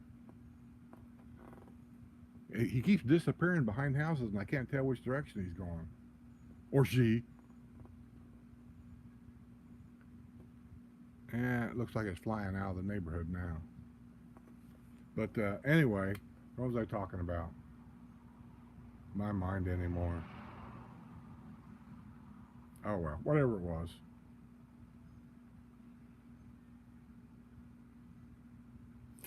How many people? 153. Okay, now I'm going to give an announcement. I don't want to say who or anything right now. There'll be an announcement come up later, but I've been working very hard on this month's WNL show. And when I say that, basically, the games is an effort. I have to really work on the games and how to score them and make sure we got a decent gift to give away and things like that. That's a little bit of an effort because all that stuff's got to be downloaded into my system, depending on what it is that we do, and I got to do all that. That takes a while. It's the guest. Sometimes, when I first started doing this show, we never had a guest. It was all about asking questions about the villages, and anybody that had a question, that's what we had the show for. and that's what we were doing, and bringing updated news about the villages. And like I said, as time goes on, things change. And so as all these other new YouTubers came on board, and they're all doing what we were doing already, I just didn't want to compete with all that. I just didn't, because I was watching, seriously, I was watching all my subscribers disappear slowly but surely. And they were going to these newer areas and watching these other channels, and I felt like I'm just wasting my time now, because I'm repeating myself over and over again with stuff. So we started the W&L show for a couple of reasons. One was COVID. That's all you heard was COVID, COVID, COVID, COVID. And the idea of W&L was twofold. One, it got you a little bit away from that. We didn't do it on that show. And then two was it would also answer questions about the villages in a live-like format, you know, asking these same questions. And you could get different people's opinions, Melody's, Deb's, Sue's, mine's, whoever. Well, as time went on, people was demanding more. And so we decided it was a good idea to have guests on. And most of these guests that I have on the show, they sponsor that show. They don't sponsor every show. They just sponsor that show that they're on. And so we give them a chance to come on for, say, 15, 20 minutes. You can ask them questions. You can get feedback from them. You can get their phone number. You can get their email addresses. You get all the stuff you need to find out what it is you need to find out. And then on top of that, they get a chance to advertise what it is they do or what it is they sell. That doesn't mean me and Sue's recommending anybody. And if we're recommending them, we will tell you so. But when we have somebody on the air, for example, one of our shows, we had the reverse mortgage people on. Explain on, I don't know if reverse mortgages work differently for different banks or whatever. I'm sure they probably do. But they gave everybody on here to ask a question. If you were interested in a reverse mortgage, if you have any concerns or want to know how it works, this is the show to come on and ask these people questions. If you didn't ask the questions on that show, from that point on, your comments are useless, because we didn't have them on there for just a bunch of comments. You know, some people want to get nasty about it. Hey, if you couldn't come on the show and ask specific questions, don't be making nasty comments about something that you really don't know nothing about. And so most of them comments, I deleted them after the show. I just deleted them and got rid of them. And I didn't delete all of them, I'm sure, because I haven't went back and watched that show for, I can't even tell you how long, to keep up with the comments. But that's what we do. Now, we didn't recommend those people. If you want a reverse mortgage, they wanted to come on our show. They wanted to finance that show, so to speak, sponsor it. And we said okay, and we brought them on, and everybody asked the questions they wanted to ask. We brought up a few questions of our own, and that put that information out there to you, so that if you were considering a reverse mortgage, those are the people that could answer some of your questions. And we got started doing that. Well, when we done that, then it almost become like a thing. Every month, people are kind of expecting guests. Well, it's hard to find these guests. I don't make phone calls calling people saying, hey, you want to be a guest? Hey, you want to be a guest? I don't do that. I have a life to live. I got things I like to do, you know, so I ain't got time. I don't have a staff. I don't have a sales department. So whenever I get a guest, it's usually by chance. And we have a guest this month. Actually, it was by chance. And I'm going to say this is probably the highest profile guest I've ever had on a W&L show. We've been doing this show now going on 3 years. And I'm really excited to have this person as a guest. I don't know if everybody's going to want to come to the show and ask questions. I don't know what to expect, but I will be sending out a notice to all my moderators about comments, and keep a very close eye on those things. I'm not looking for any problems, But when you have a high profile guest, you just never know. You just don't know. And so they're going to be on the high alert. We're going to keep it clean, keep things moving. He's only going to be on for probably 15, 20 minutes. He's a very busy person. He's got a lot of responsibility, and I respect him for coming on. I thanked him for coming on. I haven't spoke to him personally on the phone or anything. It's basically been emails back and forth. I asked him to send me a headshot for the thumbnail, which I ask all my guests to do that for me. Just stand in front of a whatever, take your cell phone, take a nice, clean, clear headshot of yourself, and send it to me for the thumbnail. And this person's done that, so I expect he is going to be on the show, because sometimes at the last minute, and this has happened to us on the show, something's happened. Obviously, it happens to me all the time on the show. Computer quits working. It just happens. But beyond that, my guests, like last month, we had a problem with the guest, last minute problem. And I sent Ira Miller an email. God bless Ira. Thank you, Ira. He saved our butt. I said, I don't have a guest. And I said, can you come on as a last minute guest? And I knew he was going to be home, but I also know he's got a home studio too. And he sent me one back, says, anything to help out. And he did. And I didn't have nothing planned to ask Ira questions or anything. I just figured we just bring him on the air and wing it. And wing it we did.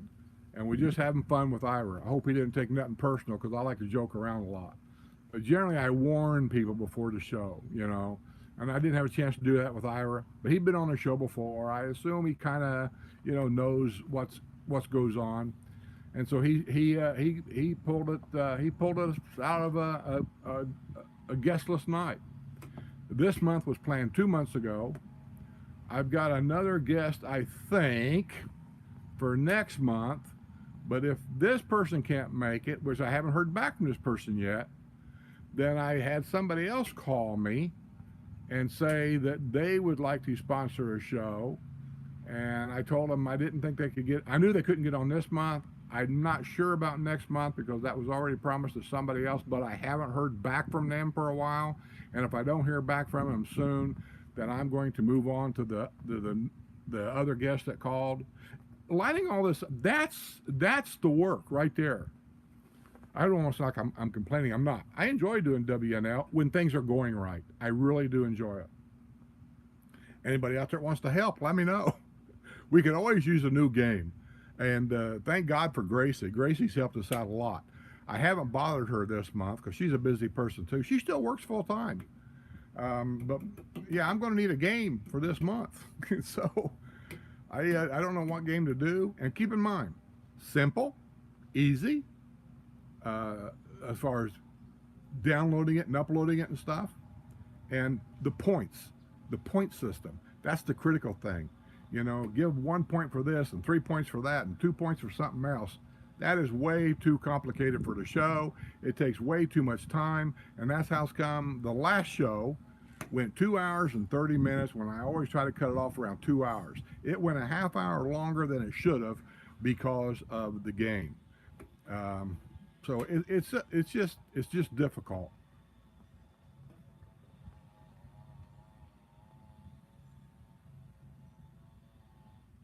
Cindy G says vitiligo. That's it. Right? Vitiligo? No, wait a minute. Is that it?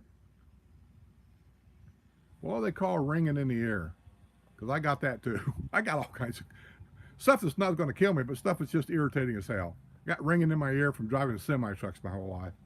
What's that called? Vitiligo might be the skin, or is that the ear? Whatever it is, I got it.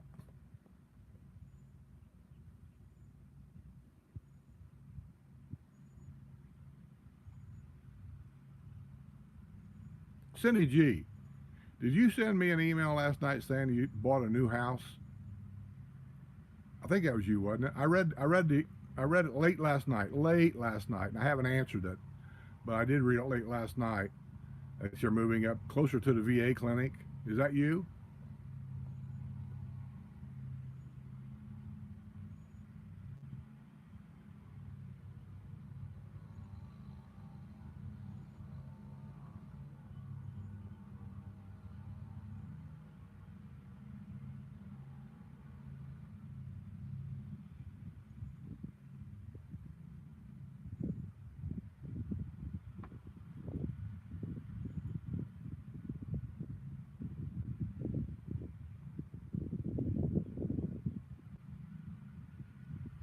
John Tomo, I don't know if I can pronounce your last name right. Tamulanis? Tamulanis? I'm sorry. Anyway, he says Yingling Beer is the oldest brewery in America. Yes, it is. I've been told that by other people too. It's in Pennsylvania there somewhere. But they got breweries everywhere. They got one over here, I think in, I want to say over here in Tampa area. Just here in the last couple of years, they started shipping Yingling to Indiana. Not sure why it took so long, but anyway, it's in Indiana now. And in Texas, I found it. Very hard to find in Texas.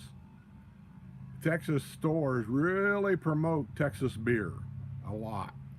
I'm telling you, you go to Publix and go through all the beer they got there. And other than Budweiser shit, I mean, sorry, Budweiser crap. I don't like Budweiser stuff at all. Other than that, you go around looking for the beer, and it's a lot of Texas beer, a lot. And then way back buried in the corner somewhere, I found one 6-pack of Yingling in bottles. I don't like canned beer. 1 6-pack. And then when I went to a liquor store, same thing. Now they got a lot of stuff in there, don't get me wrong. They got a lot of stuff in there, but boy, they got a lot of Texas beer. Stacks of it. But if you get over to the other side with their other beers, you'll find other things in there, you know. And then that's where I found Yingling there. And I also like Sam Adams, like Boston Lager or something like that. And you'll find some of that in there, but not very many. You'll find 3 or 4 6-packs of this, 3 or 4 6-packs of that. You go over here where the Texas beer is, you find 30 cases stacked up here on the floor. I mean, they sell what they sell, right?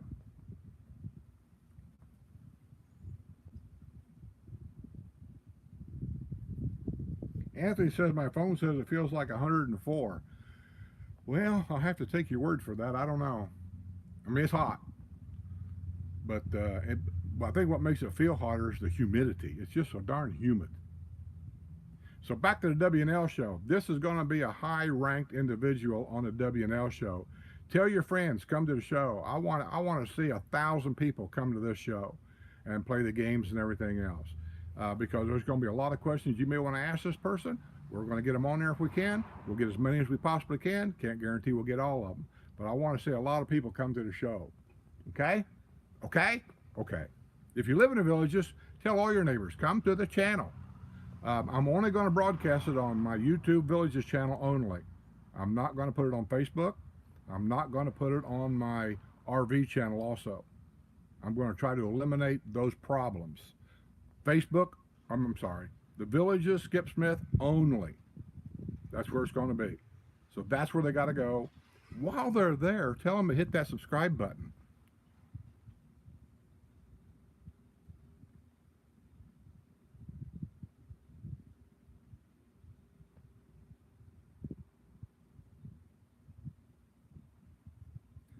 Bertie says, happy day, everyone, from the state of 10,000 lakes. I bet it's a lot warmer. Hey, what is your temperature? They're getting 97-degree temperatures in Michigan. What's the temperature in Minnesota?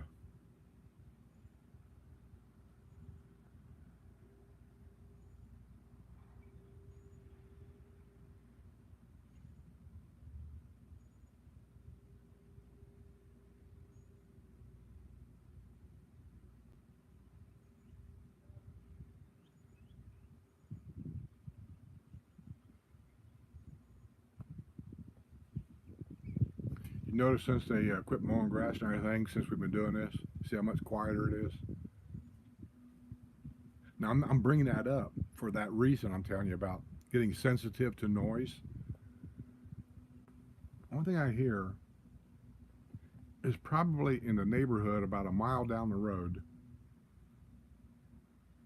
Can you hear it? Yeah. When you're in an area that's quiet all the time, I think you get sensitive to noise. And so the least little bit of noise that you hear is just irritating.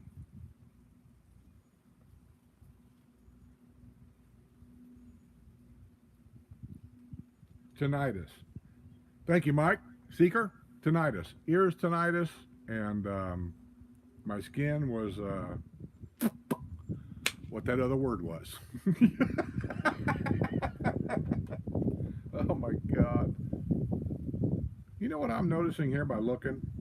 Just noticing. Going down this whole list of people. I find this interesting. Mr. Jesus, I seen your name here. Let me go back here.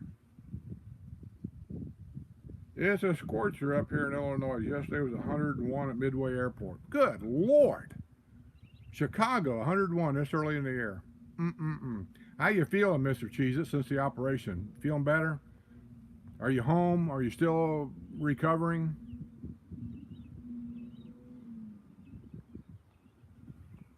Yeah, that's a lawnmower. I just heard him shut the blade off. He just turned it back on.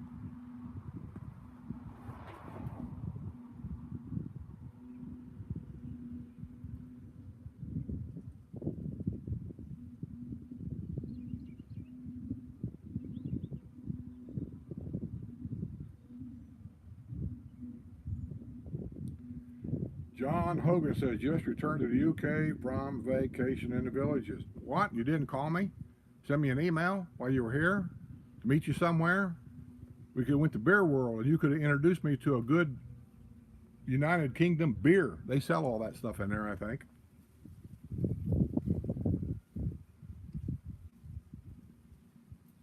William Rizzo said he's coming up to the villages after the 4th of July. Yeah, it'll be hot, dude. But it's hot down there where you're at, probably. I don't keep an eye on all the temperatures everywhere, but you can only assume if you go south, it just gets as hot.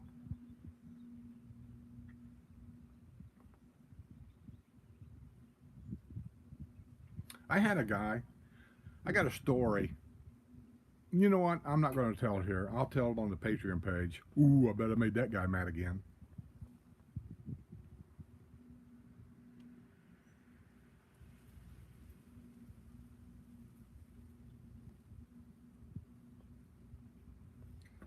BB says, watching from Orange County, California. I used to go to Orange County all the time when I worked for overnight transportation. I couldn't tell you exactly where the terminal was down there. I can't remember. I used to go to Fontana every week from Indianapolis. And while we were in Fontana, sometimes they'd have an overload. We're not supposed to do this as over-the-road drivers. And they would always ask us as a favor. And, of course, we got paid extra for it. They would say, hey, we've got all these Orange County trailers down here. We need to get moved down to Orange County.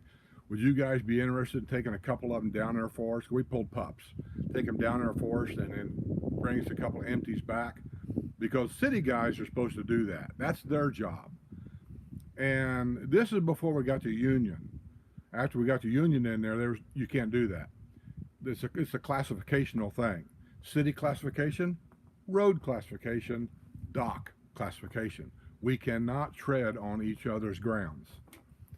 So anyway, me and my partner at that time, he said, yeah, we'll take a couple down there. How do we get there? We didn't know.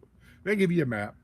So we go down there, we dropped them two, we picked up 2 empties, came back, and then went to the hotel for our sleep time. And I went down to Orange County. That kind of turned into a habit because we did it once. Then every time you go down there, they're asking you to do it again and then do it again. And so we started something that we wanted to stop. We didn't want to get into the habit of doing it. So finally we told them no. Then they started getting to the point, well, you have to. Well, I don't have to do anything. I'm your supervisor. I'm giving you a direct order. Now, you can call, but if it's a direct order, if you don't do it, that's insubordination, and they got a reason to fire you then. So we learned our lesson from an early stage. When the union finally did get in, we don't volunteer for nothing.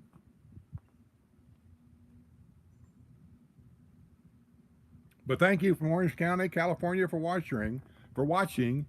Deb's down there now. She's in San Diego. I talked to her a couple of days ago.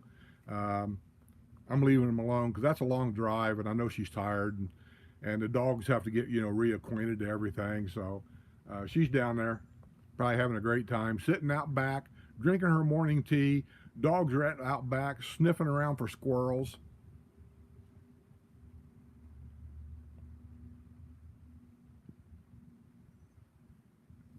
When does the line start for pictures taken with me at Porch Settin? Now would be a good time to show up. There is no line.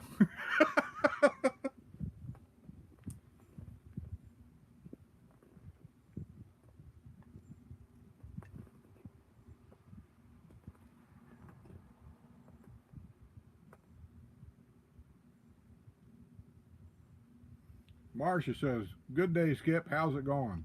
Hot, Marcia. I'm not exactly sure where you're from. Sorry, I don't remember all that. But it's just hot and humid. I'm looking at all the grass. My guy mowed grass today. They just mowed over there. We have zoysia grass here, which is very sensitive to everything. I don't like zoysia. But the grass is starting to turn brown. Even watering the grass is turning brown. Every day we're entering into our wet season. So every afternoon it rains. I should say every afternoon. 90% of the time it rains in the afternoon. Sometimes for 20 minutes, sometimes for 10. It just depends. But even with that, you really need to water this grass or it turns brown. His is turning, got a big brown spot over there. So far mine looks kind of okay. But like I say, he just mowed it. So the very top of the grass will turn brown for a day or two. But so far it looks okay. I seen it on my front doorknob. The lawn care guy was here, and they always leave a thing on the door telling you what to do. He put fertilizer, potash, and some other stuff on the grass today to strengthening the roots and to feed the lawn. Because after all, we do kind of live in a desert here. So yeah, he done that. You know, do I like spending all this money for grass care? No. But I have learned being here that what I know about keeping grass green and looking nice, I kept a great lawn in Indiana. I knew how to take care of it. I learned after 2 years of being here, I know nothing about keeping care of grass in the Florida weather and the Florida soil. I just don't know anything about it. And I made it worse.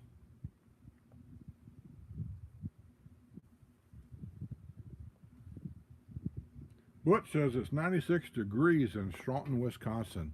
Man, it just seems like the whole northern and central part of the United States up there is having some kind of a heat wave.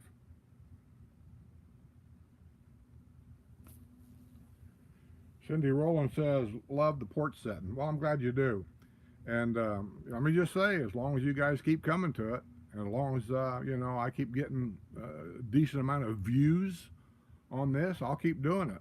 But when the views drops off to nothing, or like right now we got 160 people watching, that's fair for me. If that drops down to 20 continually, then I'll probably quit and move on to something else. This is what determines what I do.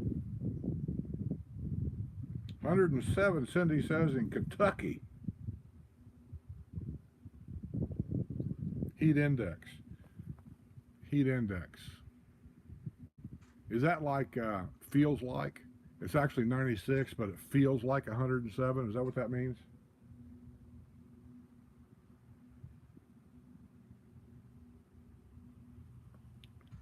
Birdie says, could be in the 90s this weekend. And she said that's early heat for them. Yeah, it seems like it's getting hot everywhere. Fast. Barbara says, I have tinnitus. Yeah, I do. I'm just falling apart, it seems.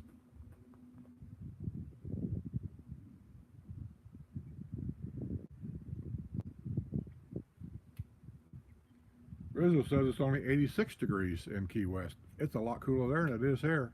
But he says it feels like 96. Well, here, a guy who sent me a thing a while ago saying it was, what was it, 96 here? It said it felt like 107. Did I get that right? Something like that. Yeah, it's that time of year again. Well, to show you how fast moisture evaporates right now, we have a few plants in our lanai. I really don't like them to be in a lanai, truthfully, because, listen, when you have plants sitting outside in these big pots, insects gets in that soil. Ants,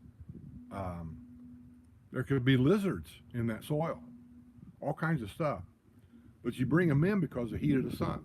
The sun will actually bake that stuff because these are not Florida plants, and it'll bake them. It'll kill them. You can't do anything to stop it. You can water them 50 times a day, means nothing. The sun's going to kill them. So I bring them in Lanai and let them grow. I have to water them out there every day. Sometimes I'll go out there in the morning and put water in them, and I'll go out again that evening when the sun starts to set and water them again. By the next day, it's dry again. That's how fast water evaporates in them plants out there.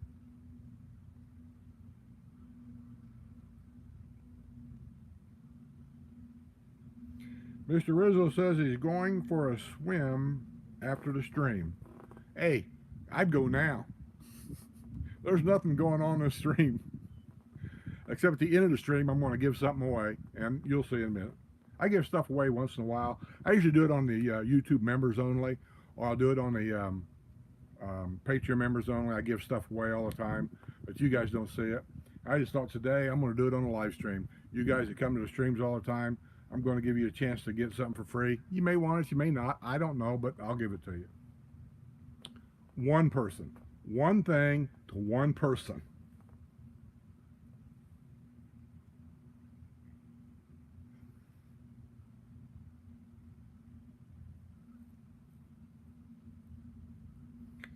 Jay says, understood about missing Porch Settin last week. Yeah, I made these appointments. That, when you're talking to them on the phone, they say, well, I got an appointment. I'll just say a thing here. July 21st at 10 o'clock, 1 o'clock, 4 o'clock. Which one do you want? And so I usually pick something lunch or after. I am not an early riser at all. The only time I make a doctor appointment earlier in the day is when I have to go in for labs, where they draw blood to check everything, because you have to fast after midnight.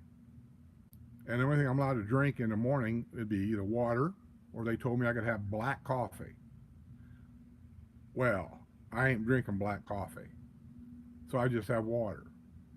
So I like to make them appointments a little earlier if I can, just so I can go in, get it done, come home, and get my coffee. That's why. So anyway, that's me.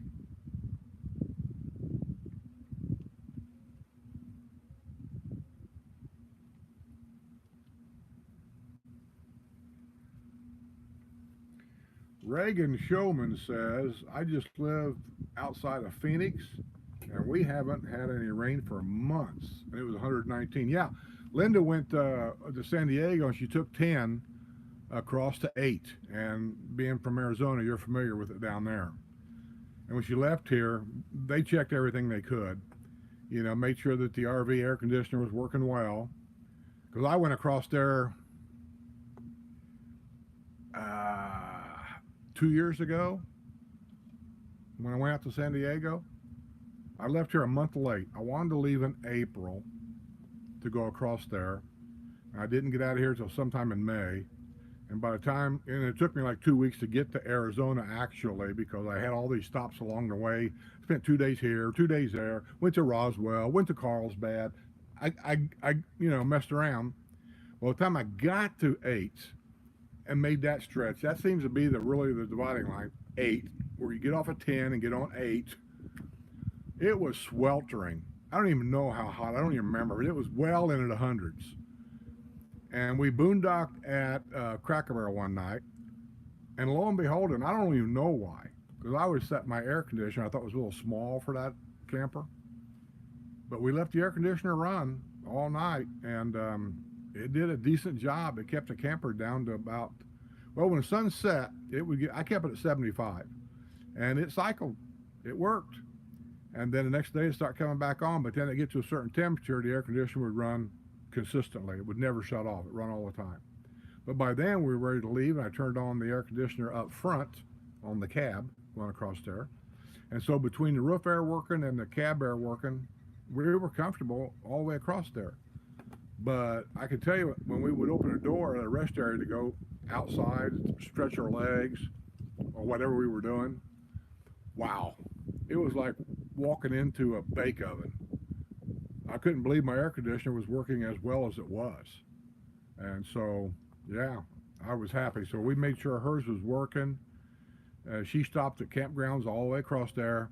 She never took a chance on the generator. She got plug-ins. I think she stayed in a lot of shady parks where they had trees and shade to help. And she said they stayed comfortable all the way across there. So I'm glad to hear it. But it was in the hundreds. I know that.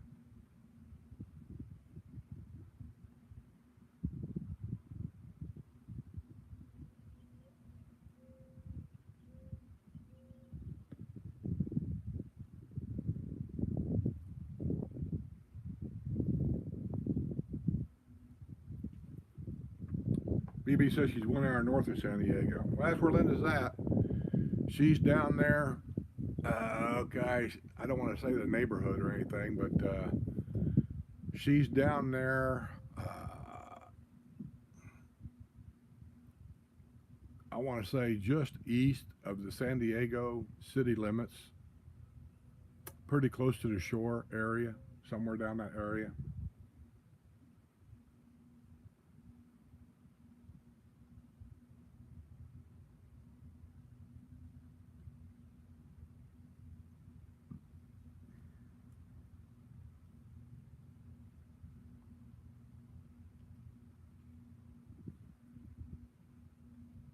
Cindy Rollins says it went from snow to scorching. Yeah, I know. A lot of places I've been to and talked to people saying the four seasons has kind of disappeared. We only have two seasons now, hot, cold. Yeah, it kind of feels that way. Richard, Virginia Beach, Virginia. Yeah, I've been there. We was there 5 years ago, I want to say. I did video on it. It's on the RV channel somewhere, I think.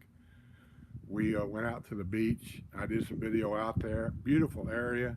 Went to Washington's Mount Vernon home, which I think is in that area. We went to another shoreline where they were building this special pirate boat for tourism. We sat outside and had a couple of drinks, and it was just a beautiful area down there. You can see a lot of history in that area when you go to some of these smaller towns in there. You see all these old buildings, and they're just a gorgeous area. So we really enjoyed it. The thing we did not enjoy, especially around the Virginia Beach area, which is, it reminds me a lot of Florida, that there really is no what I would call free parking. Any house, any building, anything down there that got demolished, somebody bought that property and put in a $20 for all day parking. So if you want to go to the beach, you're looking for this public access. Well, when you find a public access, you're looking for a place to park. And there really is no good, convenient parking to do that. Not that I found anyway, but I'm not from there. There might be some that locals would know about. But it's just like Virginia or Florida here. Panama City's one. Anywhere around here is like that. There's a lot of public access. Find it. And then when you do find it, find a place convenient to that public access to park where you don't have to walk carrying your beach chairs and your blankets and everything a half a mile to get to it. Unless you want to pay $20 or $30, whatever they want to charge you, $2 an hour or whatever for all day parking.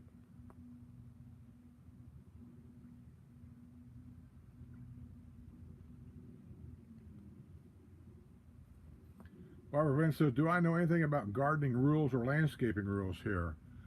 Landscaping rules, I don't think there is any, other than you can't do stuff within so many feet of a property line. Check your district rules on that, because that may change from one district. Here, I think it was 3 feet of a property line on each side, leaving 6 feet between homes and whatever. So you can't do anything like that. You can't have a garden, I'll say, within 3 feet of a property line and stuff like that. But as far as rules go, I've never heard of any rules. I know most people put the garden in the backyard.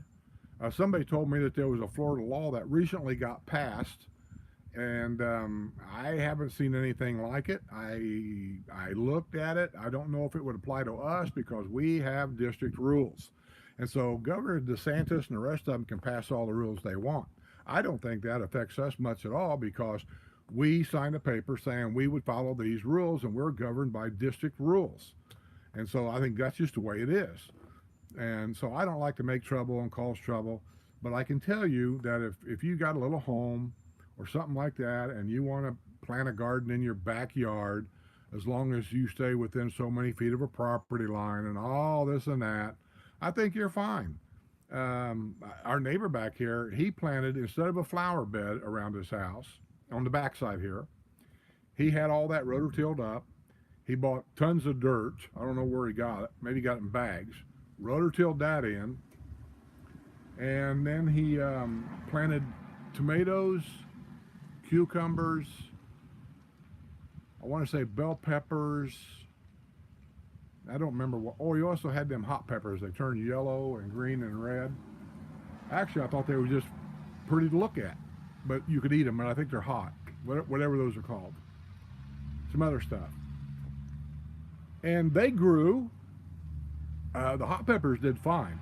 I watched them, so I think they're climatized to this kind of climate.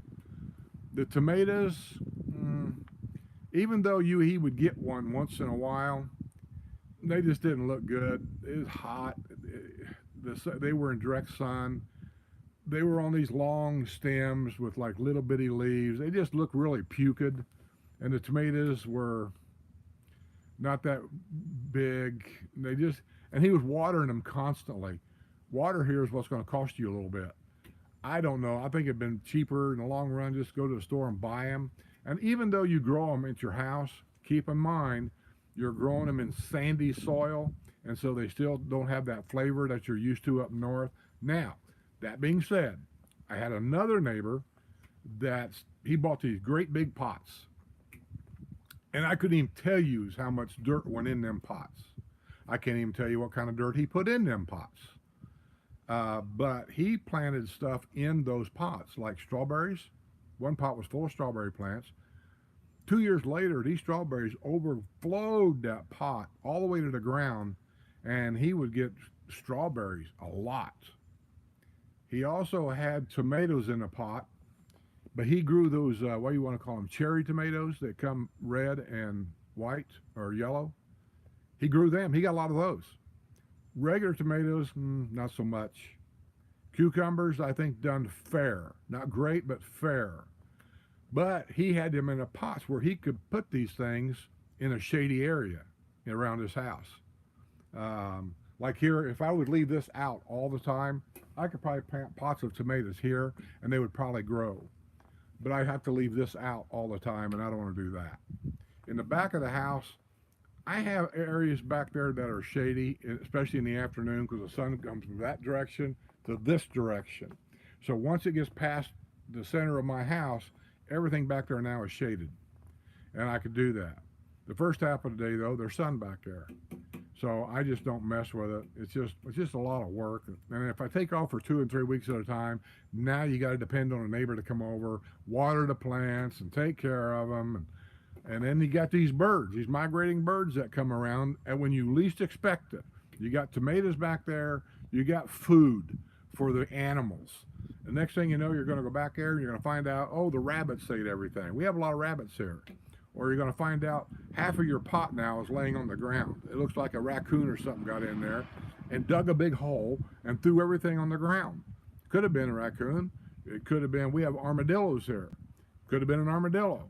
Could have been these sandhill cranes. They got these long beaks, and I mean, they'll get inside one of your pots if there's something in there they want. They'll tear it all out. So I just don't get into it. That's just me. It's just a lot of work, a lot of effort. But is there rules against it? No, I don't think there are any hard rules against it.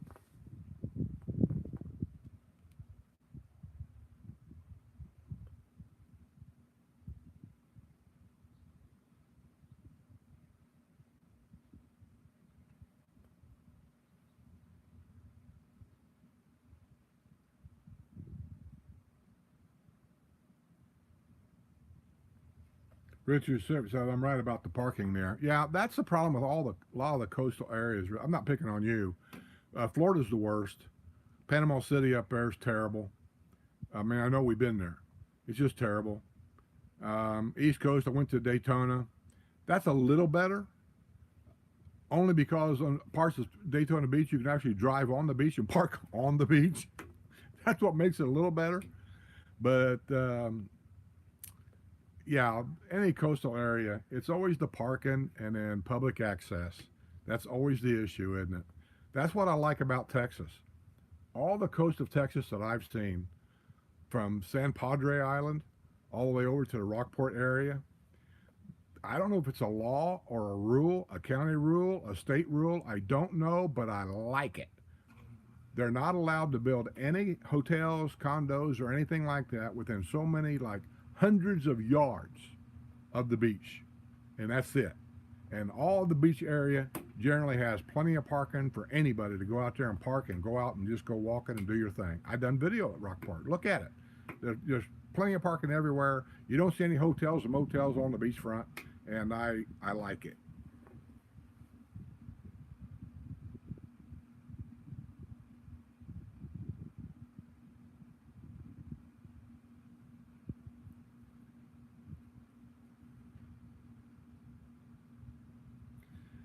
Yeah, I'm over in California for months either. Yeah, they're having a big drought out west. I've been keeping up with the Lake Mead thing.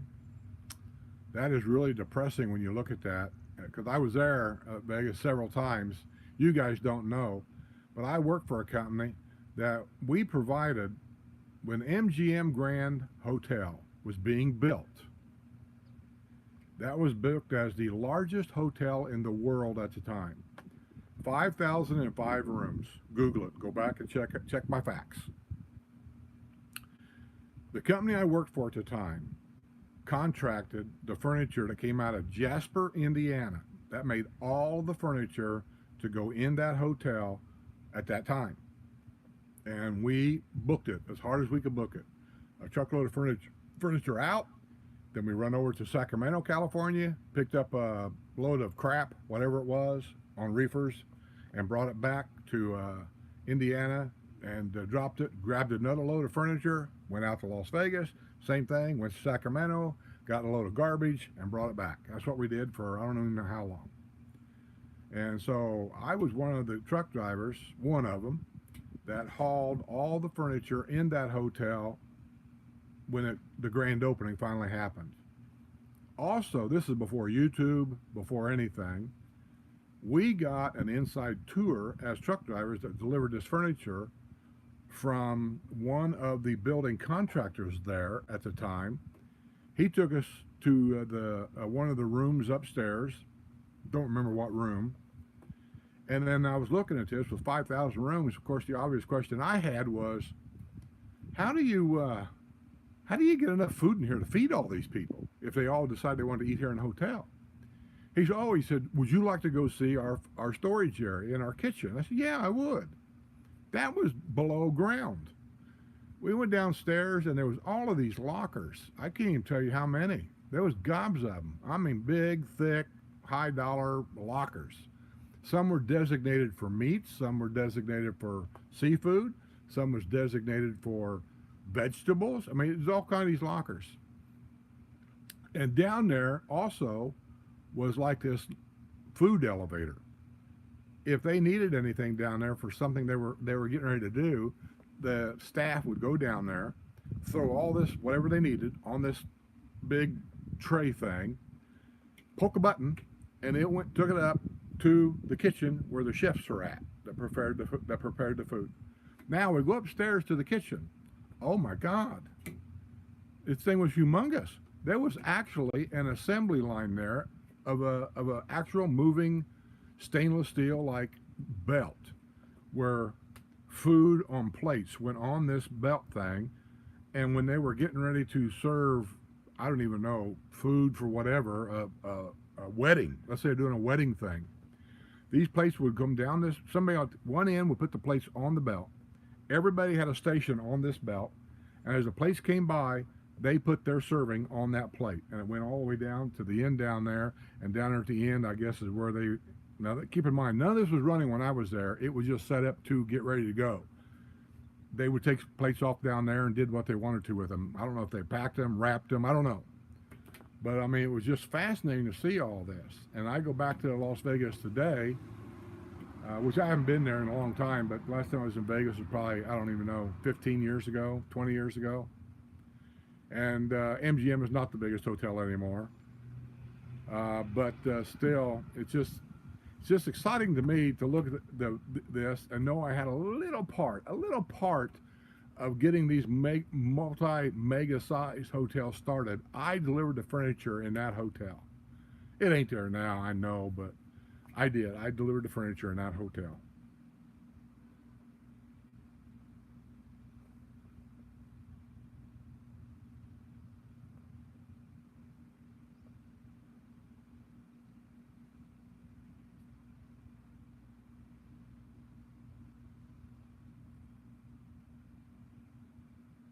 You know, speaking of California, I mean, it's I don't know how much really, but when I used to go to California all the time, I can tell you that California raises so much food that's consumed through the rest of the United States that I remember my first trip going out there.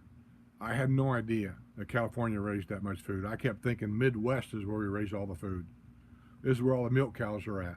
This is where the hogs are raised. This is where the corn's raised, the oats, the wheat, the barley, all that's raised here. And then I go to California and realize, man, how wrong I was. Look at this. I mean, I seen food that I don't even know what it was, but they were raising it and they were packing it. And over the years of me going out there, I'm watching these people harvest stuff in the fields and the different equipment they have that I've never seen before and how they harvest this stuff and how it's packaged and how it's processed. It was amazing to me. So when you hear about a drought hitting, I'll say at least the southern half of California, northern half I'm not real familiar with, but at least the southern half of California, you can expect higher food prices on your grocery shelf that has nothing to do with COVID, has nothing to do with the war in Russia. You can expect it because if they don't have water to irrigate them fields out there, you're just simply not going to get it. And if they have to start paying a higher price to get that water, you're going to pay a higher price at the grocery stores here, along with higher diesel prices that semi trucks are paying. Can you imagine paying $6 a gallon for diesel fuel? And you have 400 gallons, 500 gallons, 600 gallons on your semi truck to put in there? You're going to be paying a price. I'm going to be paying a price. We're all going to be paying a price. And it's not scary to me because I've seen this before. We've all seen this before. But you got to wonder. I don't see any relief coming down the pike here. Governor DeSantis hasn't helped out at the gas pump at all. He's talking about it. Talk is cheap. They could take off because when the gas got to be $5 a gallon in Indiana when I worked there. Governor at that time was Mitch Daniels. I'll say within 48 to 72 hours, he gave us relief by taking off the state of Indiana road tax and whatever tax was on gas at that time per state. He took it off the pumps for 30 days. He has to do it in increments. So he did 30 days. And we saw that at the pump. Right after that, he announced on TV in that area that he wasn't going to put up with price gouging at the pumps, and he was sending out crews of people every day, 24 hours a day, to examine these pumps and find out why the prices are $5 a gallon when he knew what the prices was that they were paying, I guess. And it was almost immediate. The next day, all these $5 a gallon gas pumps that I've seen every day going and coming home from work were back down to $3.75. And that was high even then. We were paying like, I don't know, $1.09 or something for gas. So to go from $5 to $3.75 was a significant cut, but we're still paying a high price for whatever the reason it was. I think it was the war in Afghanistan that started all that. But immediately when he had talking about going after the gougers, prices came down. I've seen none of that here. Just talk. He's talking about taking the state tax off of the gas pump here, but he won't be able to enact that, he said. I think Sue told me till October. Why? I don't know. This is why I don't want to talk politics. There's no easy answer for this. I don't know all these answers. I can only assume a lot of stuff. Assumptions don't mean anything, but I do know that these are the people in power. These are the people that have the power to start helping out And apparently these people they're just not paying attention to what's going on, or they don't care. I don't know. And it ain't just us, because everybody's paying this high price. Is your governor relaxing the tax at the pump? You know, is he? And if he's not, why not? Because I know they can do it.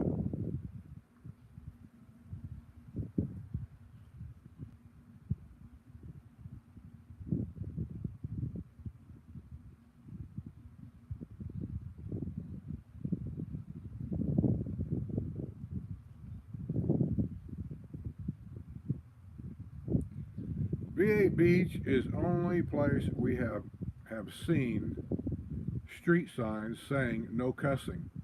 Well, that's a good idea, Cindy, but I'll tell you something I know here, and I know this by talking to some of the police officers around here. It's one of these rules that really, it can be enacted, but you know, you can make a law, but if they don't enforce it, but I guess it would be probable cause if they wanted to do something, so they could use that law for a probable cause case. But here in Florida, they actually have a state law that you can be convicted of. You're not allowed to cuss in public in front of children. There's an age limit, I know, in front of children. Looky here. Here's another one, just made a U-turn.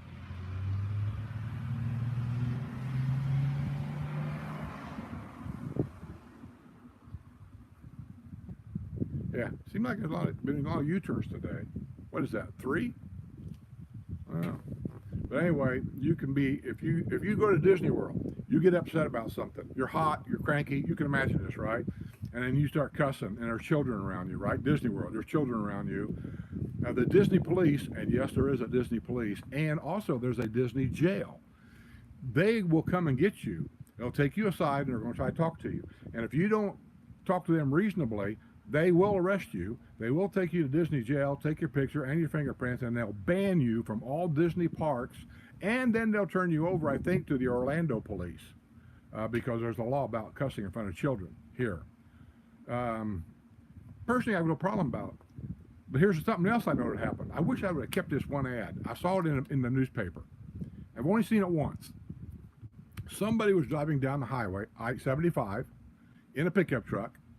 In the back of the pickup truck's window had one of these stickers.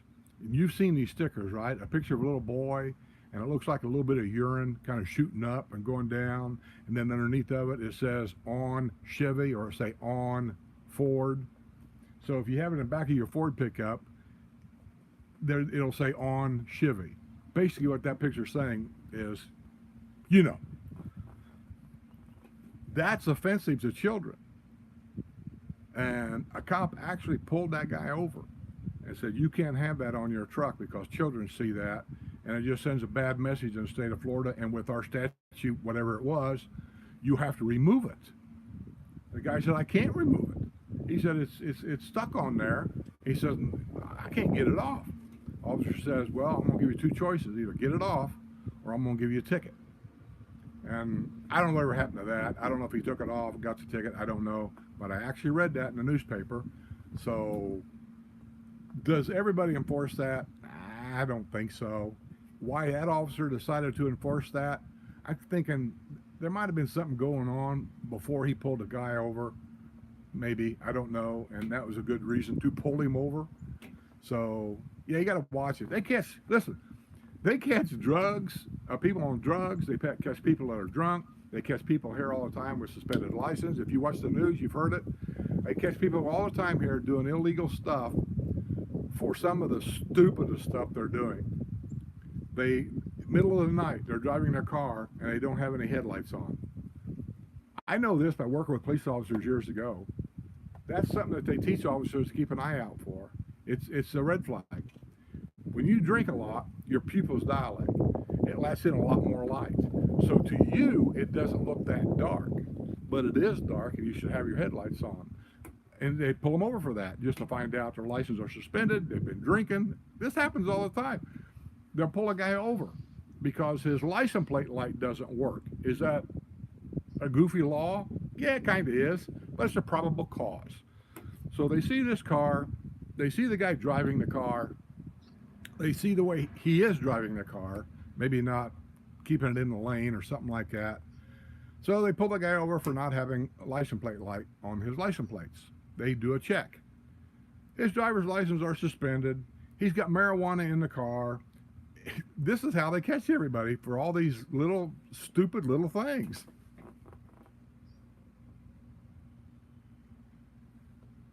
Also, I think one of the problems with turning headlights on at night or during a rainstorm, everybody knows if it's raining hard out, I don't care if the sun's out or not, you are to have your headlights on. Everybody knows this. But when you're out on the highway driving, you just look at when you're in a hard rain, you just look and see how many people actually do have their headlights on. It's very few, really. I think it's because, there he goes. That must be a rental or something. Now he's turning back to the right again. That's where he came from, was to the right. You know what it is? I bet it's a delivery truck of some kind. And he don't have that GPS like a FedEx truck. If they have to rent a truck, that truck they rent doesn't have the GPS in it. But that's what it is. But anyway, forgot what I was talking about. But I was going to make a good point. You remember that. It was a good point. God.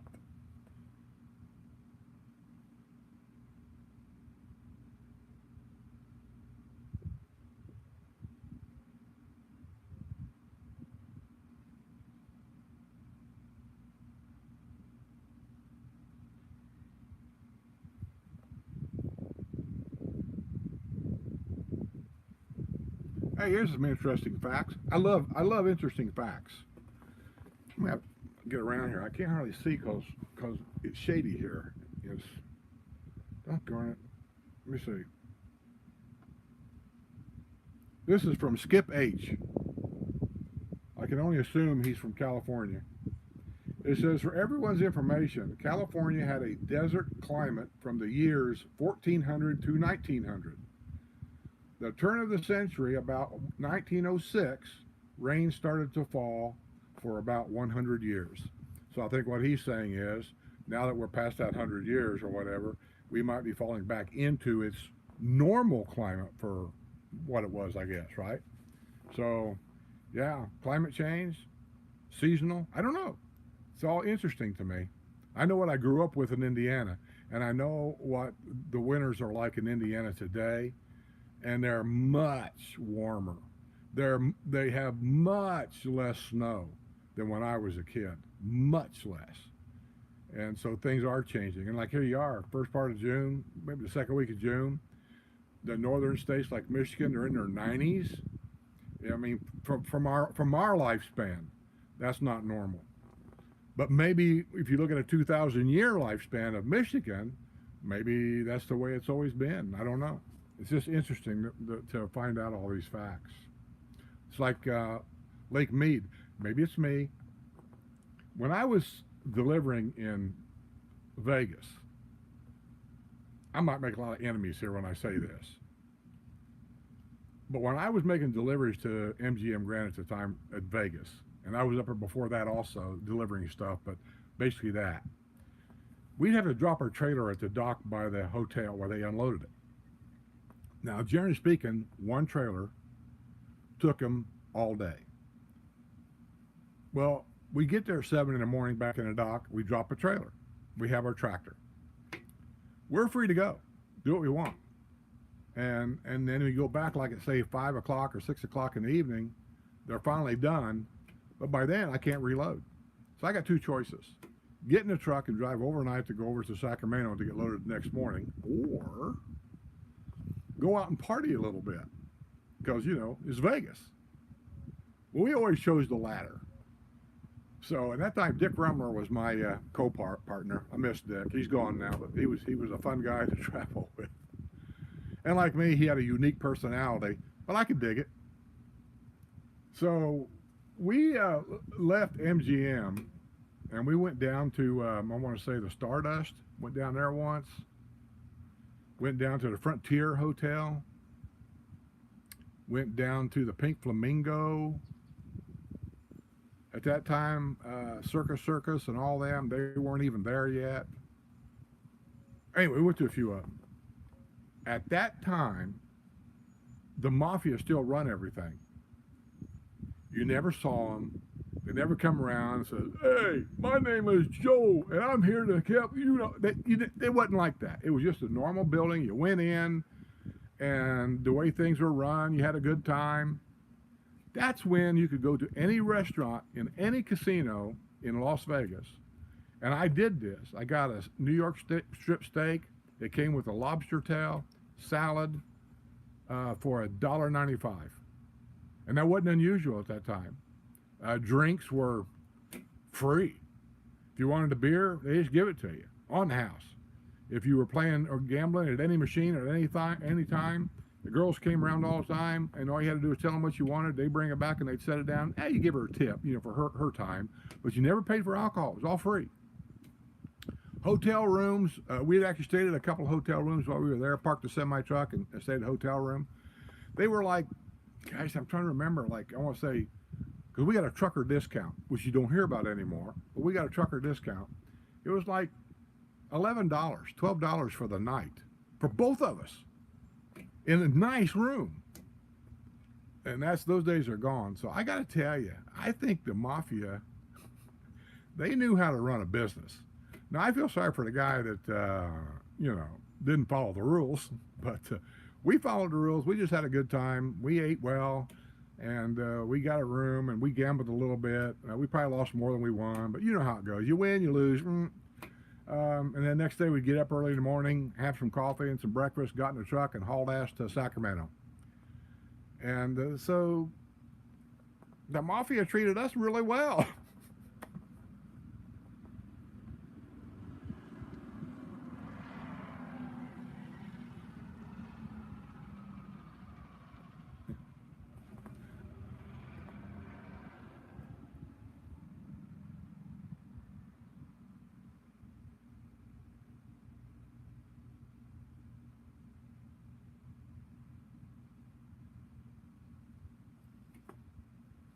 Barbara says she's talking to somebody from New Zealand and they're paying $15 per liter. Yeah, well, that's New Zealand, They don't have refineries and stuff down there, I don't think. Everything they got has to be shipped in overseas. Everything. I had a friend that went down there in a sailboat. And some of the things that we could buy here off of Amazon literally get it delivered overnight to your house for 10, 12 bucks. Down there, Amazon don't deliver overnight. It's either flown in or shipped in. It takes weeks, sometimes months to get it. And then when you got it, it would be $200 and some for a $12 part. I mean, that's just the way it was. Same thing about their gas. I don't know. Maybe it's just me. I just don't get all this. I mean, oil is all over the world. And I still don't get to this day. The last report that I read, and I read a little bit about it, and who knows if these reports are actually accurate. I don't know if they are or not. We was importing 8% of our oil or gas, maybe it was oil. 8% of our oil came from Russia, 8%. But yet, our gas prices here jumps up 100% or more. In my mind, that just doesn't equate. 8%, we lose that. So if our gas went up, say 8 to 10%, I could understand that. But we lose 8% and we pay 100%. Something in my mind just doesn't add up. And if you as a business owner, this is how much less faith I have in politics. If you as a business owner, and let's say you worked at a grocery store, you owned a grocery store, and California told you, whoever your distributor is in California, I'm not picking on California, I'm just using that, California. Let's say you buy a semi-load of oranges from California distributor out there every month. You get a semi-load of it because that's what you're selling. And now all of a sudden California says, well, because of our drought out here and because of chemical companies out here, and we can't use chemicals because our governor in California has said chemicals are being banned because of this or that, and Governor California out there is a little nuts about doing stuff like that. And because we have to provide health care and housing now to immigrants that come up here and pick the oranges. I'm not picking on you, I'm just saying these are the things that happen. And because of, it goes on. truck insurance out here, you know, and all this and that. Now your oranges are going to go up 500% higher than it was last year. That's what it's going to cost you. But yet, you have Florida. They sell oranges. You have Mexico, big supplier of oranges in southern part of Texas. And I know there's a southern Texas distribution center. And there's probably other places, maybe Arizona. I don't know. You, as a business owner, you're going to get on that phone, right? You're going to start calling. Hey, how much, if I get to send my little oranges out of Texas, what would that cost me to get them delivered up here? I want number 8 size, whatever it is. Whatever it is. I want navels, whatever they grow. You just want to get oranges. And he's going to give you a price. Then you're going to call, hey, I'm up here. I need to get so many oranges from California or from Florida. How much do you guys charge to get me a truckload all the way up here? You're going to find out who's got the best deal. And then you're going to continue getting a supply at the best price you can to you. It may cost you a little more, but may be a lot cheaper than 500%. That's what I'm saying. You're going to compare prices. Why don't we do that? Why are we doing this? I don't get it. Why ain't we calling other countries that has oil they want to sell and say, hey, we can't get oil from Russia right now because of this sanction we got going on there.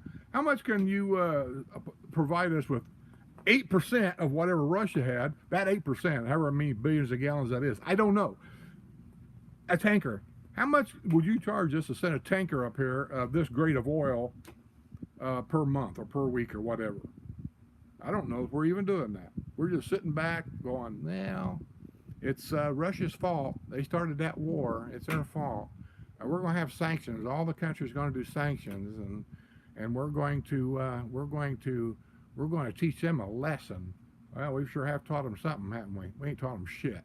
We ain't going to teach them anything. Russia's a communist country. They've always been a communist country, just like China. And I've always said, why are we doing business with communist countries? We don't like it. We don't like their politics. We don't like anything they do or what they stand for. And yet we put billions of dollars in their pocket until something like this comes along to where hopefully somebody will open their eyes and say, you know what, when this is all over, we're going to change our politics here a little bit.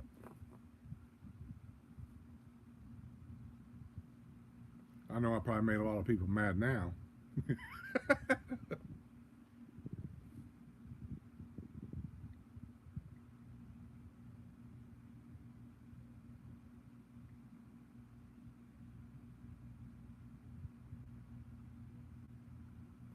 Oh yeah, I was talking about headlights off when working with it. Thanks for reminding me. I think what's happened with a lot of people, and I'm not sticking up for people that are drunk. I'm just saying, why don't headlights come on when it's raining hard outside? When everybody knows you should turn them headlights on for safety reasons, not your fog lights. That's all they are, is fog lights. Don't let them feed you bullet and say, well, they're driving lights. No, they're not. They're fog lights. Somebody just made that up. Those fog lights, or those driving lights, as you like to call them, they're not connected to your tail lights.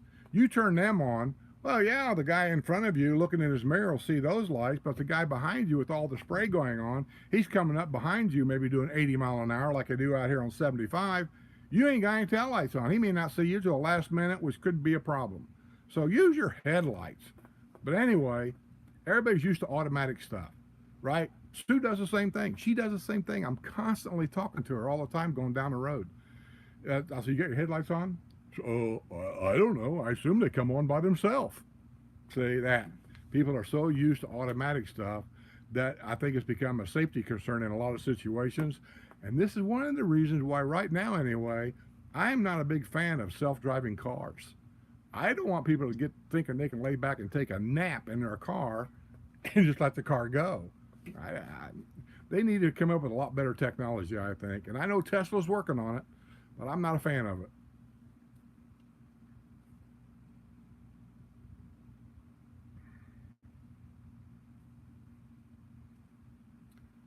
Barbara Vance says, same happened in New York. Mafia owned a block BU, I don't know what that is, BU Lindy's seafood restaurant.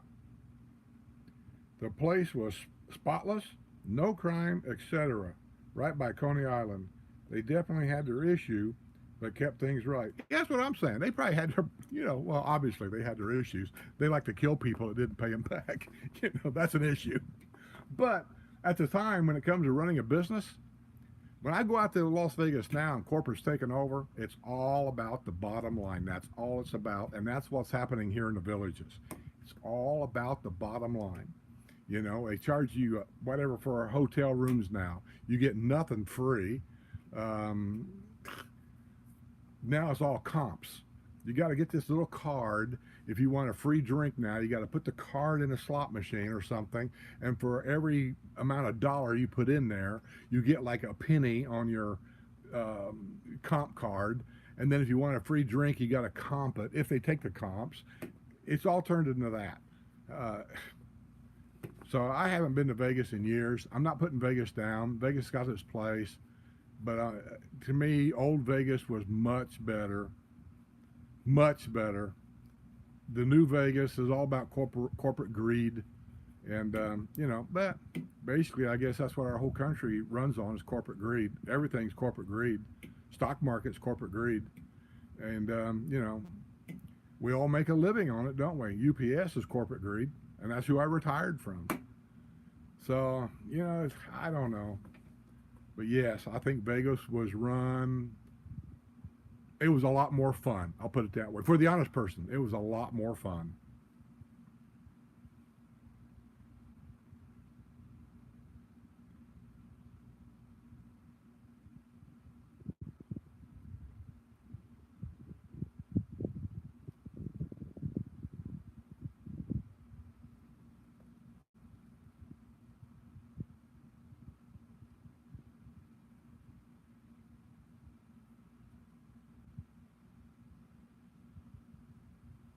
Yeah, you are right. The refineries is where the issue's at. We can only refine so much. And I know about the different grades of oil. Um, yeah, all that's an issue. I know it is. But, it just seems like we job so much out in this country. Like we can't do anything electrical anymore. We can't even build a cell phone. You know, we may have invented all the stuff that's in it, but we can't even do it. We let China do it. We can't build TVs anymore. RCA and all of them, they're all gone. They all went to either Mexico or they all went to China, and half the stuff that goes in an RCA TV come from China, and we can't do any of that stuff anymore. We may have invented it, but we can't do it, which I always find amazing to me. When people say, well, the reason why the immigrants are coming up here is because we influence that, because we hire them to do the jobs that we don't want to do. And I've often wondered, what jobs are that? Because when I grew up, there was no illegal immigrant problem like this, and the jobs got done. I worked in a gas station. I pumped gas. I wiped windshields off like the old times did. I sacked groceries in a grocery store on weekends to make extra money. I did roofing on weekends when I had kids in the middle of summer, remodeling and stuff like that to make extra money because I knew how to do it. I had the equipment to do it. There's all kinds of stuff that we did. The work got done. Farmers had farms. Eggs got picked. We used to stop by the farmer's house to buy a dozen eggs. I mean, that's what we did. So when they talk about jobs we don't want to do, I don't know what jobs those are because we always done them. I think what we're talking about, jobs that the spoiled brat kids of today was never raised to do, because parents want a better life for their children. So they send them to college that the parents pay for, and they give them a new car that the parents pay for, and they send them to college to get a degree in something like, I don't know, to be a doctor, a lawyer, or a pencil pusher, or whatever the case may be. And that's all well and good. But in the meantime, when your kid was going through high school and he wanted that first car, question I always have, what did your kid do to earn the extra money to buy that first car? Did he mow grass? Did he bale hay? Did he work in a grocery store sacking groceries? Today it might be different. You might be some other job. You might be a server in a restaurant on the weekends, to make extra money. It's okay to match him. My dad done that with me. But they don't. We didn't want him to worry about all that. He wanted to concentrate on this or that. We just went out and bought him a new car. I'm not sure I agree with that. It's okay, I suppose, if you want to do that. Who am I to tell you what to do or not to do? But I'm not sure I agree with that because how that's carried over later to me, mom and dad retires. They move to the villages. The kid's never had a full-time job. He's never taught how to work. He does have a degree. He doesn't know what to do with it. So he comes down here and lives with mom and dad because he always has. That's how I see it. And I see more and more of that, it seems like, every day. You know, when I got to a certain age and I knew that I was going to graduate high school, I was approved to go into General Motors Institute, GMIC, to be a mechanical drawer. So I knew that's where I was going to go. I could not wait to move out of the house. Not that my dad and mom was ever bad to me at all.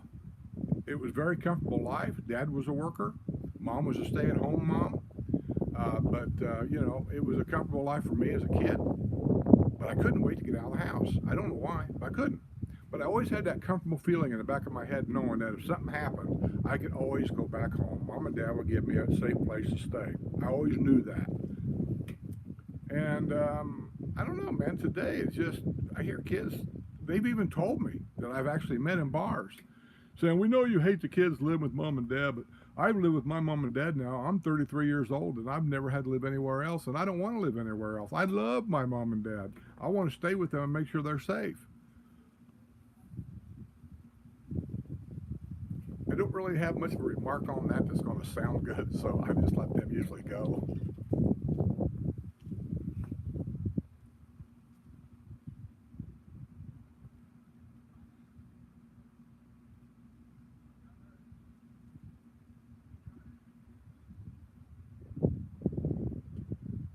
Karen Baller says she has two friends that works for Tesla, and neither one will own one. You know, Karen, you know that Melody had a couple. The last one she had was because I take all my girls on the W&L show. I take them out for Christmas dinner, a nice Christmas dinner, as my way of thanking them for, you know, helping me out with the show. And she was telling me about these. I said, you know, with the way things are going in this country, I've actually thought about getting an electric car. So, but I'm not comfortable with something that's totally electric, I don't think. I said, I kind of like if something would happen to the electric side, like, I don't know, something, that I've always got the gas motor to back me up, to take me where I need to be. And the only one of them that I know about really that has any kind of accountability would be the one that the Toyota makes. I can't think of the name of it right now. And Sue and I actually went and looked at a couple of them. Prices were fair for what they was. They are butt ugly. There's nothing good looking about them. The outside of them, the design of the car is butt ugly. You get inside the car, it's even uglier. And the seats in the car were totally uncomfortable. So I told her, I said, I couldn't do it unless they come out with a Tesla SUV. And she told me, she said, I've got one. I said, I thought you had a such and such car. She said, I do, but I got this Tesla SUV. Now, I don't know if she traded hers in, bought a new one, I don't know. I said, do you drive it here? She said, yeah, it's out there. So when we got done, I wanted to see it. So I went out and I got in it and looked at it. Very comfortable car. Not a bad looking car whatsoever. The interior was not bad. I didn't understand a lot of stuff in there, but it wasn't bad. I told her, I said, I think I could do something like this. I said, what do you think of it? Said she loved it. She loved this car. She said, the only thing you don't like is the price tag. I said, really? How much, if you don't mind me asking? I said, how much is this? She said, this one was $100,000. Never mind. That does it for me right there. I'm done.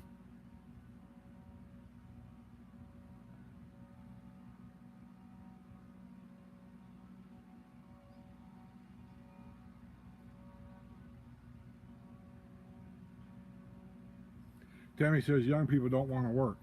Well, I don't want to say all young people don't want to work because they got a lot of them that work in these restaurants and stuff around here. And so there are some that do. Maybe they have to, I don't know. Maybe they just want to, I don't know. But on the same side, this being a retirement community, when you go to some of our restaurants around here in the villages, if you've ever been here, you'll be surprised how many elderly people you'll actually see working in them because either they have to or want to, I don't know. But they do. And they generally, on the inside of villages here, they'll generally hire inside the villages before they'll go outside to fill a position. But yeah, there used to be a lot of young people that work here. Not so much now, since COVID, because I don't know what happened. I think the restaurants closed down. The COVID took over. The girls found themselves work elsewhere. I don't know. They just disappeared. And now that things are relaxing down here quite a bit, I haven't been to a lot of restaurants. I've been to Evans Prairie a couple of times. Our last Patreon lunch was at Evans Prairie. And I've noticed that people working there are younger. I've never seen them before. They're new employees of some kind. And so they're coming back. So there are young people working here. But as a whole, I think you're correct. I think as a whole, the whole thing is it doesn't pay enough.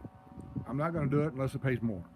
And so now this $15 an hour thing is being pushed everywhere. They want $15 an hour for McDonald's workers, $15 an hour for a waitress, $15 an hour for whatever. That's business, I guess. They'll have to work on that. So maybe that's the issue. I don't know that. You heard the gutter guy. I got an update on him on the last WNL show about his new store. And I was asking him about his health.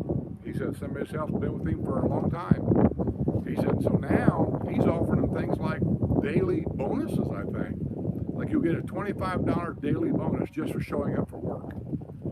He said as much as he says he hates doing that, he said it actually works. He said everybody shows up. Maybe that's the answer.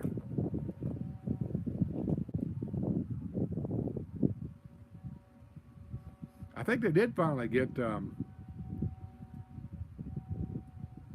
O'Grady's. Is that what they call it? O'Grady's down there at the Finney area down there, that restaurant that they couldn't get open because they couldn't get enough help. I think they finally did get some help, and I think it's open now. I haven't been there. I generally never go to a new place when they first open up because it's just crazy.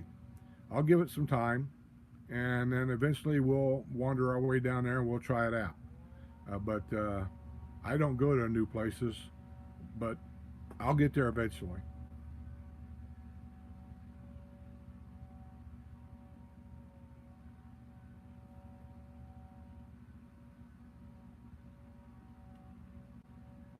Did I watch her road trips, Karen? Yeah, I didn't watch all of them because I just thought they were long and boring, like a lot of my videos that people think.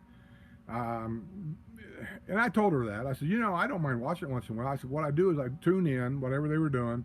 I'd watch 5 minutes or so, and then I had to go do something, maybe edit a video.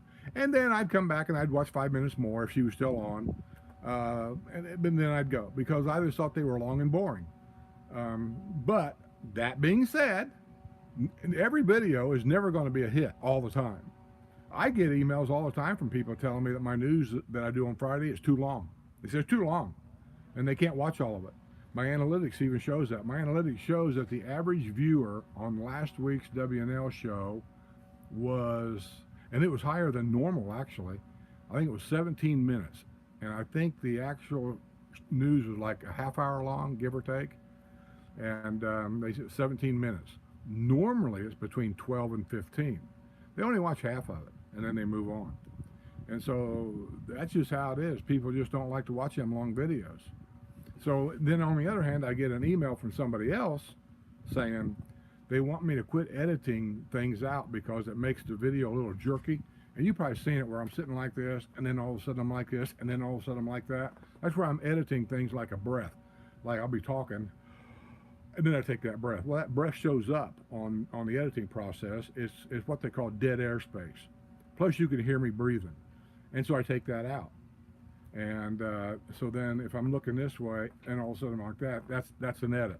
You want to take that out. I just sent the guy an email back saying that's never going to happen. Because if I'd left all that stuff in there, the video would be 45 to 50 minutes long. Nobody's going to watch a 50-minute long video. And I don't think that's what, I'm seeing things they're not seeing or you're not seeing. And so it's just like this week. I'm trying to get as much information in these news channels, businesses as I can, or videos, to help you out decide on whether you want to even live here or not, or what goes on around here. And it's hard to keep it down. I can't keep it down to a 10-minute video. I just can't. I just can't. There's so much there. So this week, only thing I got to say, it's longer than probably any news video I've ever done. bring a drink, bring your bowl of popcorn for Friday's news.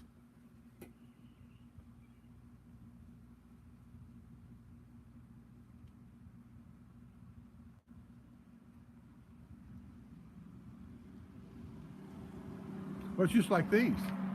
Somebody asked me, said, man, I can't believe you talk for 2 hours. I try to get this down to 1 hour, this right here. I do. I try to keep it down to 1 hour. I can't.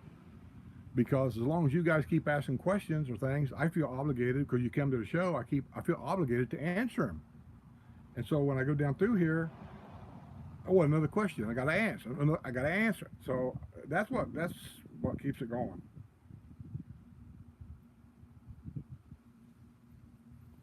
Oh, Sue must be watching. She sent me a text message just saying, on my way home.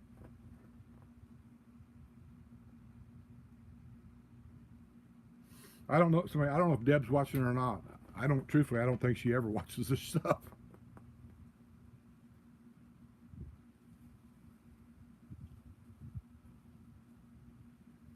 Jay says, oh my God, do not cut the news down. Okay, well, I'll try not to, Jay. I just try to keep it down to what I think is a reasonable level. And even if you watch the national news, if you ever notice, most of it's a half hour long. But in that half hour, they have commercials. I generally don't have any unless YouTube sticks one in there, which you can skip over them. Or unless you're a Patreon member or a YouTube member. I know I'm shamelessly advertising this stuff all the time. But if you don't like the commercials that YouTube put in there, if you become a Patreon member or a YouTube member, all the videos that goes on those are commercial free. But let me forewarn you, the only people that get the news channel with no commercials are Patreon members only. I do not put that on YouTube members with commercials except for a feeler. I think about a month ago I put one on there with no commercials, telling my YouTube members, you get this all the time like this on Patreon if you're interested. And so, and that's up to them if they want to or not. So that's just to let you know.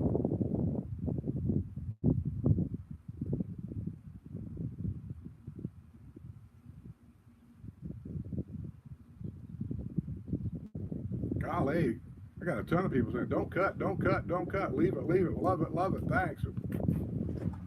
Jeez, okay. As long as you're watching.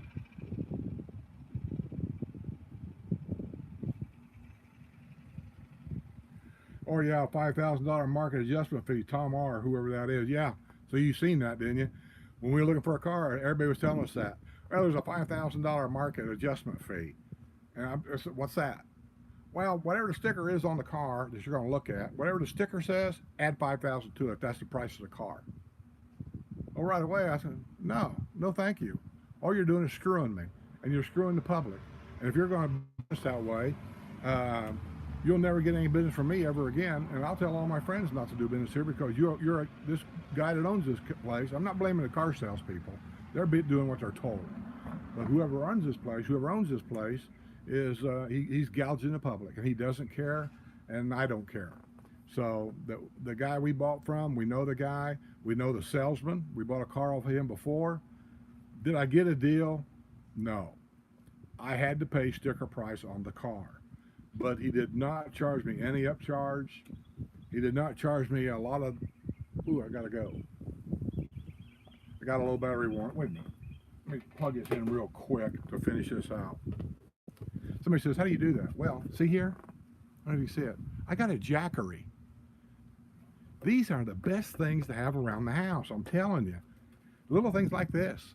I can plug this iPad into this jackery now, and with this lithium battery, I got enough juice here to run this thing for 4 or 5 days. They're great.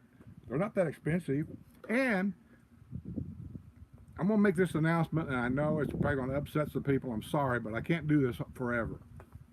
I announced a long time ago, trying to get people to subscribe to my RV channel to get it growing.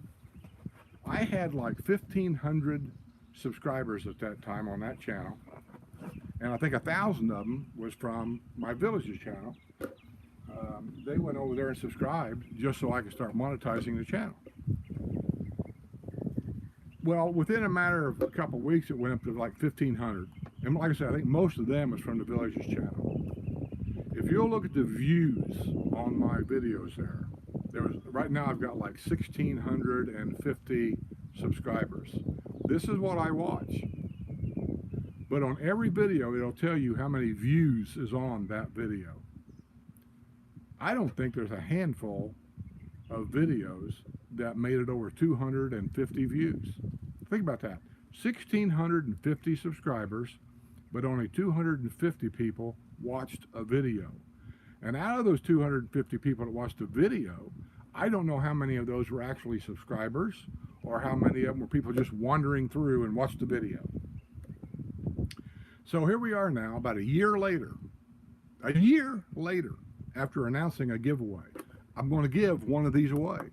They're not cheap, but they're not expensive, but they're not cheap. I said, as soon as we get to 2,000 subscribers, I'm going to give this away to whoever. I don't know who. I'm going to do a drawing or something. I'll just give it away to somebody. But I want to get to 2,000 subscribers. A year later, I have literally went from 1,500 to 1,650. I have gained 150 subscribers in 1 year.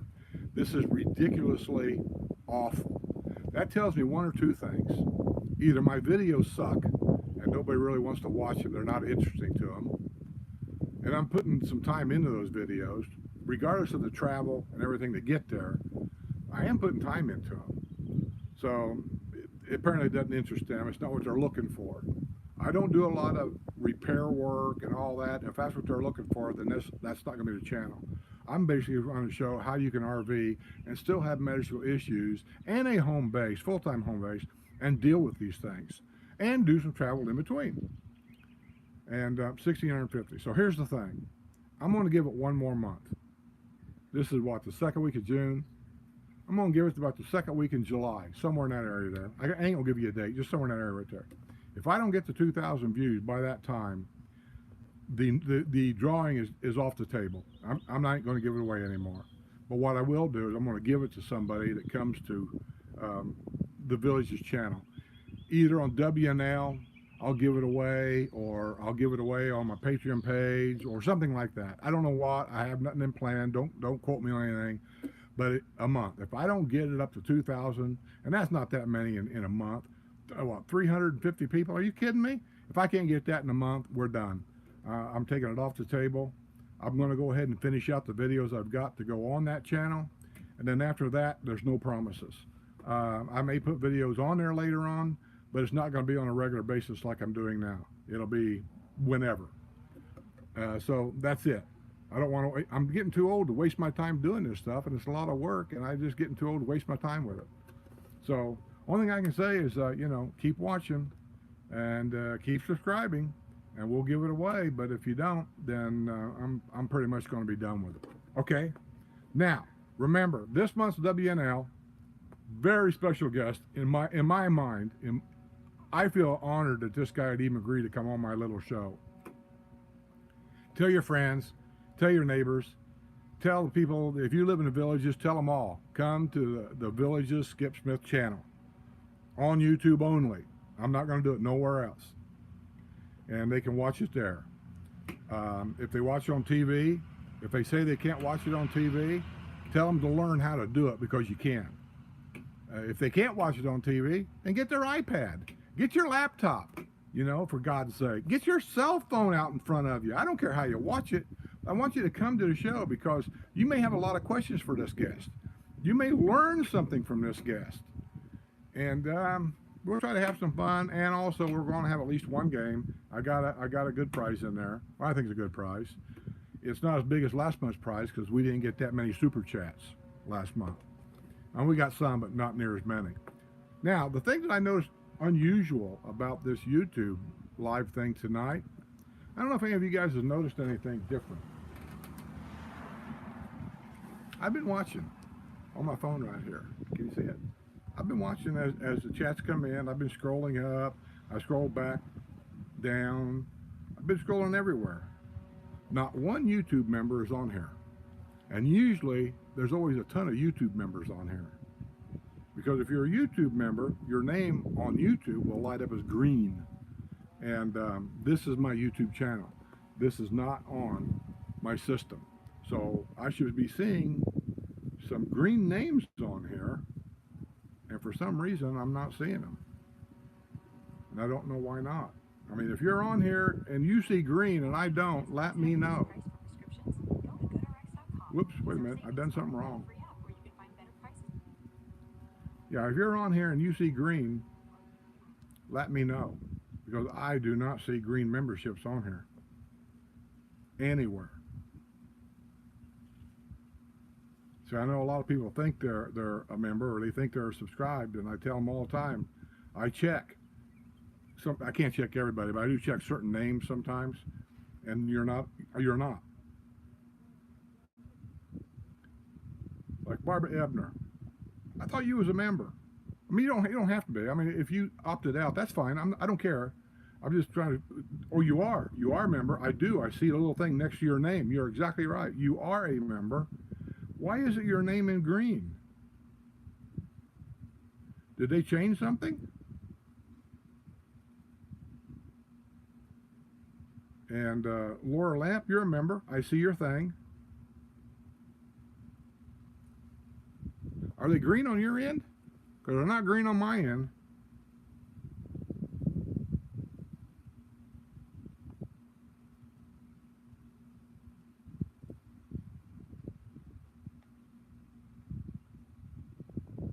David D is a member. I see his thing. He's not green either. Huh. I'm going to have to do a little investigating here and find out. Did YouTube make some changes?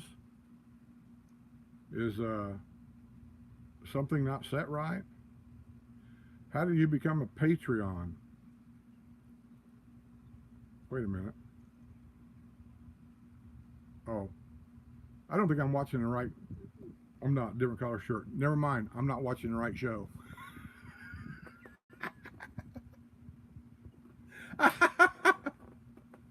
Oh my God. I can't believe I've done that. You'd think by now I'd know what I was doing.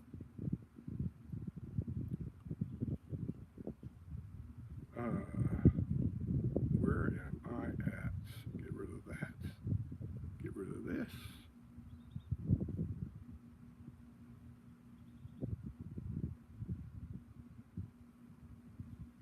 I'm trying to find my thing again. I've lost it.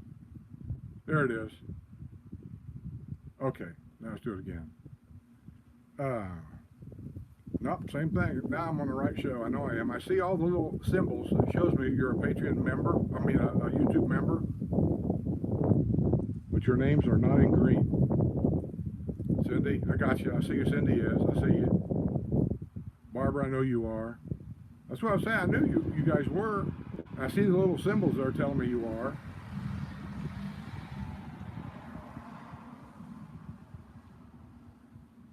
But I don't, why ain't your name in green? Because it was always in green in the past.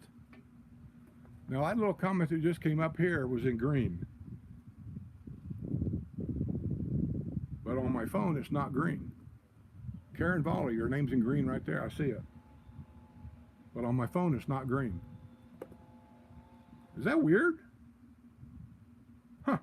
Okay. At least we know. All right. Here we go. A little giveaway. Not a big deal. Then I'm going to go in. I got things to do. Besides that, I got to drink my beer. Let's dump this out on the plants right here. It's warm. It's not warm. It's hot. Hot beer. I'll feed that to the plant. Anybody that wants this new Villages magazine, this is the new one. I just got it in the mail. It's got stuff in it. I haven't even looked at it. Talking about the cruise in they have here. It's got a lot of advertisements in it. It's got some stories about people that just moved in. It's just got stuff. I don't know, they have houses in here. Usually they got a section where they have shows. Yeah, here you go. Find your dream home, it says, inside here. Yeah. Got some stuff. It shows, you know, different homes, the layouts, and the first one that emails me, I will email you back and let you know if you're the first one. If I do not email you, then you can assume you're not the first one. So the first one that emails me, I will get in contact with you, and then you can give me your mailing address, and I'll mail this to you. you can have it. It's kind of interesting to look at it. And I think that was it, right? Wasn't that it? I think that was it. Okay. Other than that, I'm just going to say, anybody that wants to join, there's a join button down there to be a YouTube member. Just hit the join button. It'll take you where you need to go. Anybody that wants to be a Patreon member, you can do it a couple of ways that I know of. You go to my main page. Let me see if I can find it for you so you know what it looks like. People are always getting that mixed up. Look at the size of this thing. This one lizard around here is getting to be huge. Let me see if I can find my main page. I'm not too good about doing this on my phone. Because this phone here doesn't work like my other phone. Here it is. We turn it sideways. Come on. Okay. I'm not going to be able to make it bigger, but give you an idea. Do you see this picture here? Me standing here. This is Lake Sumter here. That's a long picture, okay? It's hard to tell on here, but anyway, on the far, where we at? On the far bottom right-hand corner, down here on that picture, there's buttons. There's a PayPal button. There's a YouTube button, a little square thing with a P in it, I think. And there might be another button for something else. I forget what it was. Anyway, you can poke that little button that's in there. That'll take you directly to the PayPal page, and you can do it that way. The memberships are anywhere from it's 2, 5, 10, 15, and 25. And I don't care which one you pick at all. Any of those levels, one thing I can guarantee you is the $25 people get more things than the $2 people, but they all get more than their money's worth. All of them will get an invitation to every Patreon lunch that we have here, every one of them. And you can come, you don't come, I don't care. But I can guarantee you that 90% of that money, not all of it, 90% of that money goes for equipment and upgrades and everything like that to keep this thing going. Like I said, I've got some stuff coming in now that's going to upgrade some things. The YouTube money, membership money, which is only 99 cents. Like I said, I get 70% of that. Yeah, so it'd be like $7 is what I get. Give it 7 cents. 70 cents is what I get. Almost all of that money, I set it aside for the Kids Wish Foundation down in Orlando, Florida, that we give it to them right after we do the Wish fundraiser thing, that hopefully, for God's sake, the people will continue helping us like they have been. And I'm still taking donations, not donations, well, I guess they are. I'm selling the ink pens and the flashlight kit for $10. That money goes for the kids. I'm selling, what else am I selling? Wasn't I selling something else? The hats, yeah. On the last WNL show, I said we're going to auction off 2 of the hats. One of them was from Linda and her neighborhood, and there's another one from Judy and her neighborhood. If you want us to, we'll all sign it. I'm auctioning off those hats. That money will go to the Children's Wish Fund also, and I've got no bids on any of them, so if you don't want to do it, that's fine, but if you do, all you got to do is send me an email saying I bid $10 on a hat, and then if you were one of the winners, then I'll ask you which one. You know, do you want us to sign it? Do you not want us to sign it? That kind of thing. So remember, send me an email. Listen to what I'm saying and don't take it any other way. If you want this book, the first one that emails me, I'll email you back. I'm not going to pay attention to comments. That's not an email. All right. That being said, have a great day from the hot box capital of the world, the Villages, Florida. See you guys later. And what did you think of the home tour? Like it? Not like it? Okay. Later, Gator.